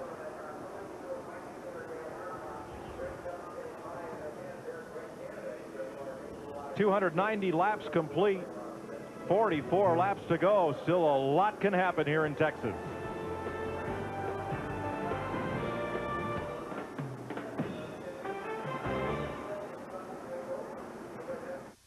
And Chuck Norris, an interested onlooker today, was Ward Burton's man earlier in this week. Ward's 7-year-old son, Jeb, got to meet the action star, and boy, was he thrilled. He was, and Chuck was seated next door in the suite here to us at the beginning of this race. So he loves auto racing. Dale Earnhardt Jr. continues to lead this race now over Bobby Labonte and Jeff Burton. Here's Ralph. Mike, the gentleman on the left here with his arms folded, that's B. Hoover on Dale Earnhardt Jr.'s team. He is one of the chassis special setup guys for Dale Earnhardt Jr., and there's a reason why it's so special. You see, the team found out that B weighs exactly the same as Dale Earnhardt Jr. So basically, whenever Earnhardt Jr. eats, B. Hoover eats, and whatever Earnhardt Jr. eats, B. Hoover eats. And believe it or not, the team gives him a lot of ribbing about it. Hey, Chuck Norris has a stand-in. Why not Dale Earnhardt Jr.? Oh, sure. Or would he be a sit-in for hopping in that car so they can scale it? Who knows? Go B. Hoover, huh? There's the leader. Got an arm out the window to get a little bit of cool air, and there's plenty of that to be had here in Texas. It is a very cool, unspring-like day. 17 cars still on the lead lap. And 5 of those took 4 tires during this caution flag. Terry Labonte, Mark Martin, Dale Earnhardt, Robert Presley, and Chad Little. So they may be a bit quicker than the cars who did not stop. You're exactly right, Mike. That may be bigger than we even think it is. We're getting down toward the end of this one, and you can get a complete review of the past week in auto racing, including results and standings in the weekend recap. Just click on racing at cbs.sportsline.com. AOL users, it's keyword CBS Sportsline. Let's go down to the pits of the second-place car and Dick Berggren. Well, Bobby Labonte and his crew chief, Jimmy Makar, have had conversation, and they are in agreement. They would like to see a long green flag run. They think that's their best shot to catch that number 8 of Dale Earnhardt Jr. Why not? Earnhardt Jr. has incredibly fast pit stops, and he seems to be quick right out of the box on new tires. Mike? Saw a bit of smoke from Michael Waltrip's car as he came down and got ready for this restart. That must be an oil tanker. That thing's been doing this for a long, long time. I don't know how much oil he's got in it, but there's plenty. Yeah, he has been smoking for quite a while. In fact, when we had a caution a while back for Ed Barrier, I thought it could be Michael Waltrip because his car had been smoking, but he's been hanging in there, although he's a few laps down, but still hanging in there. He's being shown in the 22nd position, 2 laps down. There are only 2 cars a lap down, Bobby Hamilton and Kenny Irwin. As Ned pointed out, 17 cars on the lead lap. If Earnhardt Jr. wins today, he and his dad will become the first father-son combination to visit victory lane in the same season since 1988, Bobby and Davey Allison. That would be some great company to be in. Absolutely. I was thinking the same thing. That was the last year that Bobby Allison raced. That's when he had his big injury in Pocono, Pennsylvania. We're going green flag racing.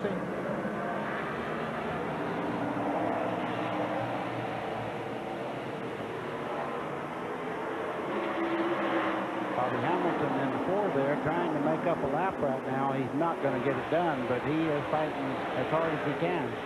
And the 2 GM cars got the jump on Jeff Burton's Ford. There's Earnhardt and Labonte. They've taken off, and they have Hamilton as a lap-down car cushion to Burton. Now, what Labonte's trying to do right now is stay as close to the back of that car of Earnhardt's as he can. If he can stay right up, he might make him a little bit loose and uncomfortable. That's his best chance, maybe, to pass him, Buddy, if he could do that. But Earnhardt begins to pull away a little bit now. Got just a car length and a half away. That's not much, but maybe enough that it won't loosen him up. You got to be right up under him before he can do that, and that's exactly what Bobby Labonte was trying to do. You're riding with the Circuit City camera on board Bobby Labonte. And he's not wasting a lot of time out of the throttle either as he goes through the corner, just kind of feather-footed through it. Listen. Back in it and gone. And coming in his rearview mirror is Jeff Burton. That 3rd place car has now cleared Bobby Hamilton and is about to join this fight for the lead. Well, he is definitely gaining on Bobby Labonte. Let's see, he's right now, the last lap was 3/4 of a second behind the leader. 5th place battle, Steve Park and that number 1, Kevin LePage. They both had a great run today. Cam Mayfield. Kevin goes in there very hard. Here comes Jeremy Mayfield. Steve Park is caught on the outside and does not have the grip to stay there. And remember, he only took 2 tires way back there. A little surprising maybe that he didn't come in this last caution. Didn't want to give up that track position, I guess, but he was losing some positions, but I guess he figured he could hold on and do better. Ned, let's pick up on the cars that took 4 tires on that caution. Number 5, Terry Labonte, and number 3, Dale Earnhardt, have climbed up now to 11th and 12th. Trying to march toward the front and see if those 4 fresh tires will be of advantage. Last week at Bristol, Tennessee, which is a very difficult track to pass on, Terry Labonte came in with about 17 or 18 laps to go on that track, took new tires and came all the way from 17th up to 5th position. So it worked there. See how it works here. Worked for Johnny Benson, got him a 2nd place finish. Those 4 tires on the last stop. But he did that all day. It was his game plan. These guys made a great move there, I think. Tony Stewart battling Steve Park for 7th. You can see Steve he don't get the run off the corner the cars that took on tires are getting right now.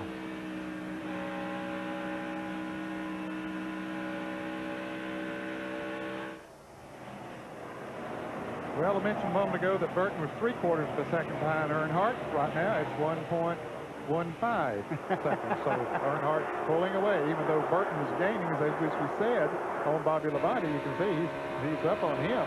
Earnhardt is looking in his rearview mirror and doing the distance. Look at the father back here. He hasn't given up anything either. 3 wide into turn 3. And Terry Labonte did not give an inch. They don't call him the Iceman for nothing. He just took it in there 3 wide and says, I'm not giving you this spot. That surprised me. I thought Terry might back off, but boy, he didn't. I'm proud of him. Well, Ned, the dinner bell's ringing. There's only 32 laps to go. Exactly right. And he still hadn't given it up as they're side by side coming off turn 2. Riding with Ricky Rudd. Terry got a good run off of that turn from the high side. He's sort of driving in that second groove there. Yeah, the car's working very well. Let Earnhardt have that low Ooh, group. he almost got in the wall coming did. off turn 4. Earnhardt made that spot then. And Ricky Rudd might have kicked up a little dust to the infield grass trying to get by as well. Didn't quite make it. He had a run. He was up the side of him, but couldn't hold on. Things are getting close at second place. Jeff Burton in the Ford has caught Bobby Labonte, but they still lack 1.5 seconds to Dale Earnhardt Jr. Yeah, Earnhardt Jr.'s gaining about 1/10 of a second a lap as Michael Walker takes his car to the garage area. If we watch him go down in turn 3, Dale Earnhardt Jr., a guy had the nerve to ask me the other day, is he for real? Turn your set up. He is for real. Well, the Earnhardts are known for April Fool's jokes on the Winston Cup competitors. Earnhardt won his first Winston Cup race on April Fool's weekend 1979. And if you've looked at the calendar, here we are 21 years later. Wow. Same weekend. Interesting.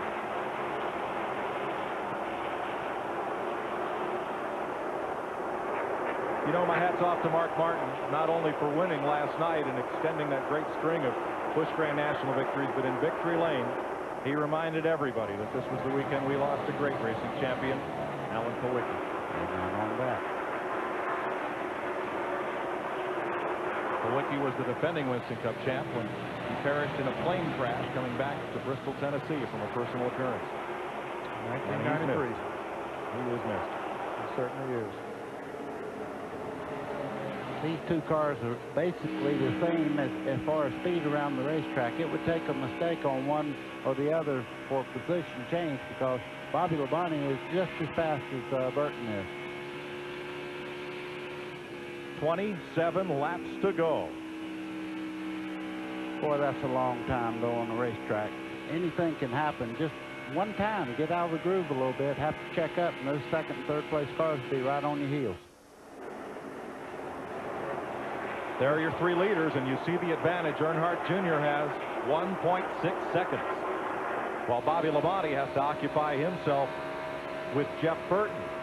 Now, for Labonte, is he now what we call big picture racing? If you've got a second place car, try to run second, because that's 5 points between those two positions. And at the end of the season, boy, they add up. Oh, they certainly do. Yes, he's going to take what he can get from this race, and not. You know, once he saw Earnhardt pulling away, he said, hey, I can't catch him. The best thing I can do is try to protect second place. That's what Labonte's Pontiac is doing against Burton's Ford. But here goes Jeff with a look on the inside. He got a good run coming off of turn 4, but it was not good enough to get on the inside of Labonte. We are 25 laps from the finish at Texas. Dale Earnhardt Jr. with a 2-second lead, but lots left that can happen. CBS Evening News with John Roberts will follow us on most of these CBS stations. I think that crew's a little nervous. Never, ever have they won a Winston Cup race.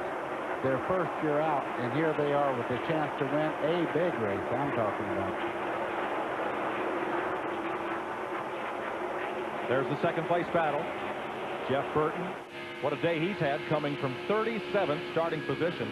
Remember, he won at New Hampshire from just as far back. 38th, I believe it was, at New Hampshire.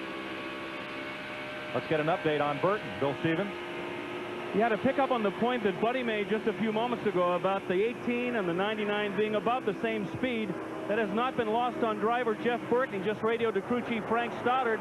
I think I'm going to need some help to get around the 18, but he'll have to pull over and wait for help because those two guys have really opened it up. And there's not much help ahead in the form of lap traffic. The top car on your screen is Jeff Gordon. He is running many laps down. Dale Earnhardt Jr. coming up to lap past him on the left of your screen now, goes around the outside. I believe the scoring monitor is showing Gordon down 13 laps.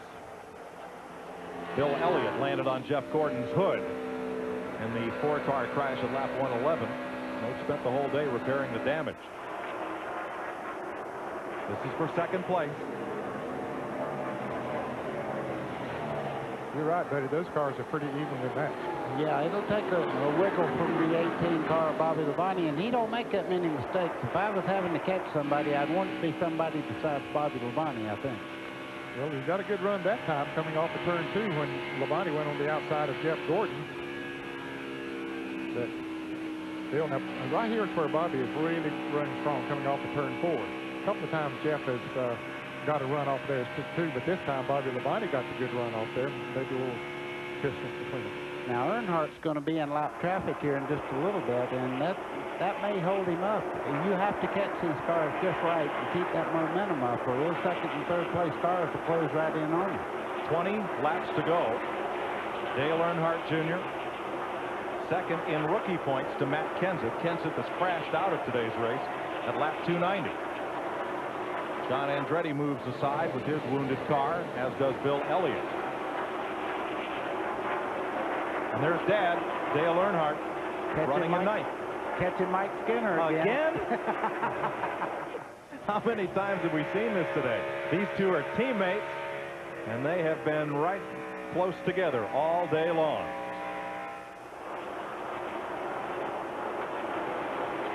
But we're getting down to where it counts for money. Skinner, though, gives Earnhardt plenty of room. And Dale moves up to 8th. He's really running away, but Mike, the car, his teammate, car number 1 is Steve Park. I believe it's been reported that he has smoke coming from his car. And, of course, those engines come from the same shops. Park has fallen to the tail end of the lead lap. He has. He definitely is off the pace as far as where he was earlier. Second place. Black flag is out for Steve Park. He'll have to pit. Labonte trying to hold on, but he's up on the outside, and that's not the fast way around here. No, but he's got to go now. He's got to hold it in there. He's got a lap car just in front there. Looks like he, oh, I don't know. Don't pull over. If you do, we have a caution. Bill Elliott moves aside. Now the spotters up on the roof told Elliott, you got him coming side by side for second place, and Elliott gave room. Bobby Labonte cannot hold him off. He got on the high side there and didn't have the grip to hold him, and Burton just went right on by. Now both these drivers figure for the Winston Cup Championship. There's Frank Stoddard, not happy. Oh, Jeff Burton's crew chief. I would say that lap traffic might have had something to do with that when they had to hold back there just a second before that. Burton is 8th in the Winston Cup points. Bobby Labonte is the point leader.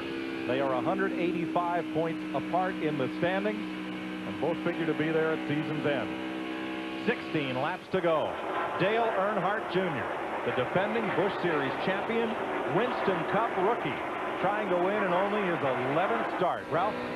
And Mike, nobody is doing it for him. It's all Dale Earnhardt Jr. All he is getting over the radio is just split times between him and second place, and where the traffic is, he's doing it all by himself. Nobody is coaching him home. And remember, one other thing, this would also be the first Winston Cup win for crew chief Tony Erie Sr., who's been around NASCAR racing for many years. But you wonder if Steve Park, apparently he's coming into the pits, he was black flag. As I mentioned earlier, those engines comes out of the same shop. Would they get a little nervous about Earnhardt's? Of course, you know, we see it all the time that one engine out of 100 or so might give problems, and probably no big concern. But. So there is Park, and they'll look at the source of that smoke, see if they can get him back into the race. He's had a great day, but for the bump with Scott Pruitt early on, and the official sends him back out. Of course, they looked underneath the car to see if it was leaking any oil, and apparently they didn't see, and he said, okay, go on back out. Now that smoke's coming out the tailpipe, so it's something internal. Robert Presley's day appears to be done. Tonight on CBS, Queen Raina of Jordan and guitar god Eric Clapton on 60 Minutes, followed by an all-new Touched by an Angel and Chuck Norris in the CBS Sunday movie, The President's Man. That's tonight on CBS. 12 laps to go. Terry Labonte moves past Tony Stewart. That is for 8th place, Dick Berggren. You were right, Mike. The smoke is coming out of Steve Park's exhaust, both of them, so that's a pretty serious internal problem. The engine was absolutely rattling when he pulled out of pit road here. It'll be a miracle if he makes it to the end. The motor sound just like him running down pit road with the mic, didn't it? It's only got to run 16 more miles, and then the warranty's up. Every year since 1994, Winston Cup Racing has had at least one first-time winner. Back in 1997, it was Jeff Burton right here in Texas. And we may be 11 laps from it happening again. Dale Earnhardt Jr. has a 3-second lead as the laps tick down, 10 to go. You know, we were just talking a second ago about Davey Allison. When you win that first race, you may win many more because you have that confidence. Right now, he has the confidence. When he wins, he may win 4 or 5 races this year. Dale Earnhardt Jr. Of course, Tony Stewart had that great season last year as a rookie, won 3 races. And a lot of people thought, well, Earnhardt might be the guy that could come in and duplicate that kind of an effort. Certainly, if he goes on and wins here today, it'll be a giant step towards it. Like most fathers and sons, there's a bit of a generation gap between Earnhardt and Junior. Dale likes to get up early and go work on his ranch at the crack of dawn. Junior likes to sleep in till noon, but he'll stay up half the night on the internet. Yeah, or on his drums. He's a drummer. Yes. He loves to go out. He loves to have fun with kids his own age. I mean, you want to talk about an All-American boy, he's in that 8 car, Dale Earnhardt Jr. Well, he's played a tattoo on the field here this afternoon. 8 laps to go as he crosses the stripe. There's Kevin LePage on the left of your screen in 5th place. The 12 of Jeremy Mayfield is 6th.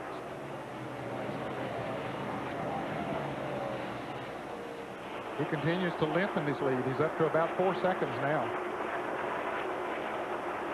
We are told that Steve Park had a stuck valve in the engine on the restart.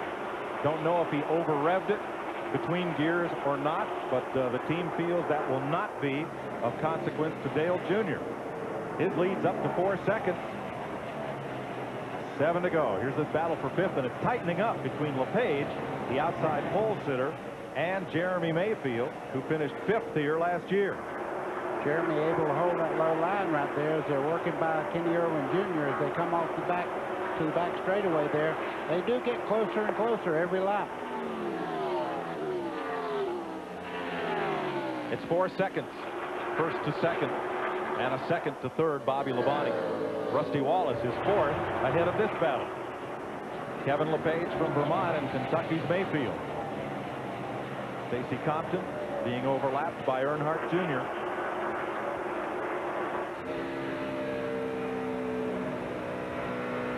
Dale Earnhardt Jr. has had but 1 top 10 finish this season. Came at Las Vegas where he finished 10th. And only 2 other finishes within the top 20. But with 2 years in a row where he was Busch Grand National Champion, don't you know all the kids back there that are learning right now in that division are saying, someday I might be like Dale Earnhardt Jr. Well, never mind the finishes. I think the key here, buddy, is that Dale Earnhardt Jr. this year in a Winston Cup car has led at all 3 mile-and-a-half racetracks. He led at Las Vegas, he led at Atlanta, and he's well out in front here with 5 laps to go. A few years back, I watched him run his first race against his father over in Japan, and I'll tell you what, he led a great deal of that race. So it's not just a mile-and-a-half racetrack. This guy is very, very talented. He has an older brother, Kerry, who also races, and his older sister, Kelly, drove some late model cars for several years. Kelly beat him before. Kelly was very, very good down in Myrtle Beach where they cut their teeth. The both of them were great drivers. 4 more times around, 4 more time trial style laps for Dale Earnhardt Jr. Now 2 seconds separate 2nd and 3rd. Well, once Jeff Burton got around Bobby Labonte, he just moved away. Mike, there's something happening in the grandstand. Every person here is standing now. Nobody's sitting anymore. They're standing. Time to count the cash, buddy. You know something special is happening right now. 3 laps to go. Well, like father, like son. And you know he knows what's going on. A lot of pride has to be. Well, he's moved up where he can almost see now. He's in 7th place himself. Dale Earnhardt Sr. is. What a day for this great 3rd-generation driver from Kannapolis, North Carolina. White flag, last lap for Dale Earnhardt Jr. Yeah, don't you know his heart's beating harder than that car is running right now? His grandfather, Ralph, Former national champion, they called him Ironheart because he gave nothing on the racetrack. His father, 7-time Winston Cup champion, once dubbed Ironhead, and then the Intimidator. And how about this kid? He can coast on now, Mike. Checkered flag. Dale Earnhardt Jr. is Texas Motor Speedway's second first-time Winston Cup winner.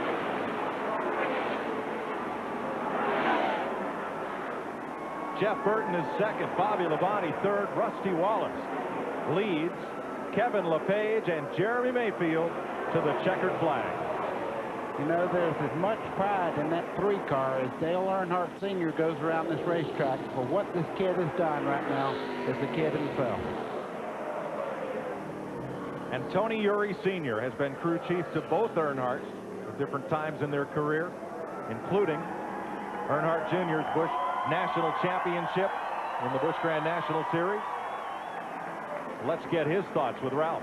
Tony Uri Sr. has just won his first ever Winston Cup race. Tony, tell me how it feels. It ain't hit me yet. But that's the way we wanted to win one. We wanted to come down here. We want to show these guys that we're capable of doing it. This is not just some Busch team that moved up here. It's a great race team right there, and this guy's proved it today. Tell me your feelings about Dale Earnhardt Jr. and what type of driver he is already at this young stage in his career. Well, he's still learning. It's hard to keep him slowed down, as I guess everybody's seen today. And when his car's good, he's going to show it. And that's the problems we have. When we get in traffic, we got in trouble. Just like the last 3 weeks, we've wrecked 3 race cars. So that's the only thing we got to do, just keep him toned down. He's like a wild horse. You just got to keep him toned down all the time. Not surprising this young Mustang would get his first win right here at Texas. And Mike, he was yelling and jumping and screaming up and down inside the cockpit of the car, yelling and cheering to all his guys as he crossed the finish line. Well, there's Dad, who parked his car just outside victory lane to come in and join the celebration. Now, he's entitled to go there, not just as the father of the winner, but as the winning car owner. Indeed. Dale Earnhardt Jr. led 6 times for 106 laps. You know, last night I predicted this was going to happen. I just had a feeling all week long that Dale Earnhardt Jr. was going to win this race. See the crew members from other teams coming out to congratulate him. One of Jeff Burton's crew members.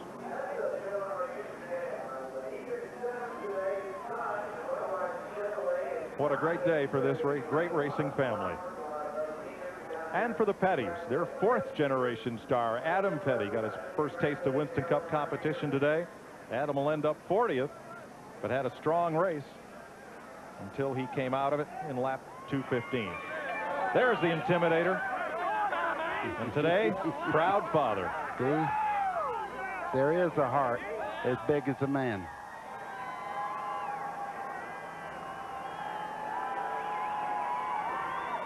Well, I know how it feels. It's special to see your children do good things. It means more many times than it always did with me, at least. It means more than something that I ever did, and I expect Dale Earnhardt has some very similar feelings there right now. He run right up under that red hat, didn't he? Yeah.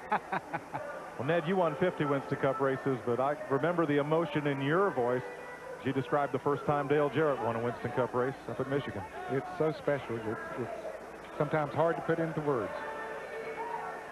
Every dad out there watching and listening knows what we're talking about. I mean, if your son wins in the Little League or whatever it is, it's special, isn't it, when your children do special things. Well, he's in the family business now. Dale Earnhardt Jr. is a Winston Cup winner and a Busch Series champion. He's run 190 miles an hour all day, and now he coasted into victory lane.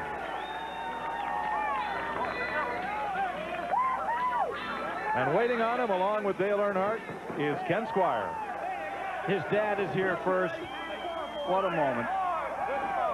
The 7-time Winston Cup champion pushing his son's car to a stop in victory lane here at Texas.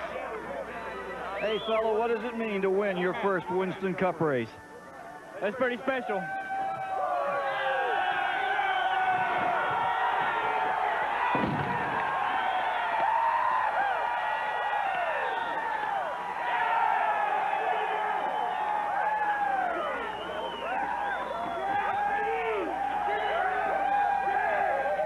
Dale, you seem more emotional than I've seen you in all your victories. Hey, man.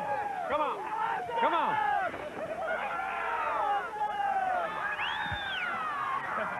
That's crazy, isn't it? How about it, Dale? This is as big a moment for you as it is for him, I think. I tell you, he's something else. He's talking about coming to Texas and winning his first Cup race. He won his first Busch race here. We knew the kid could do it. Tony Uri and all the guys worked really hard, and I got to thank Budweiser, Chevrolet, and everybody. This kid, he worked hard. And Tony Jr., Tony Sr., Richie Gilmore, and all them guys in that engine shop. They got a good race car, a good engine, and the boy drove a good race. And it was only your 12th start in Winston Cup. Yeah, I'm out of breath. Man, I tell you what, that was the hardest race I ever drove. You certainly drove a beautiful one today, and you were pulling away at the finish. Yeah. We had it blue all day long, all week long, and felt pretty good. And once the race started, we had a good car, and I was pretty happy.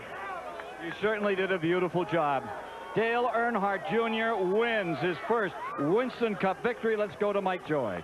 Like father, like son. Dale Earnhardt Jr. conquers Texas ahead of Jeff Burton, Bobby Labonte, Rusty Wallace, and Kevin LePage, the top 5. I don't think I've ever seen Dale Earnhardt Sr. that excited. I know. Maybe when he won the Daytona 500. Maybe. Close. Wow. 6 through 10, Jeremy Mayfield, Dale Earnhardt, Terry Labonte, Tony Stewart, and Ricky Rudd.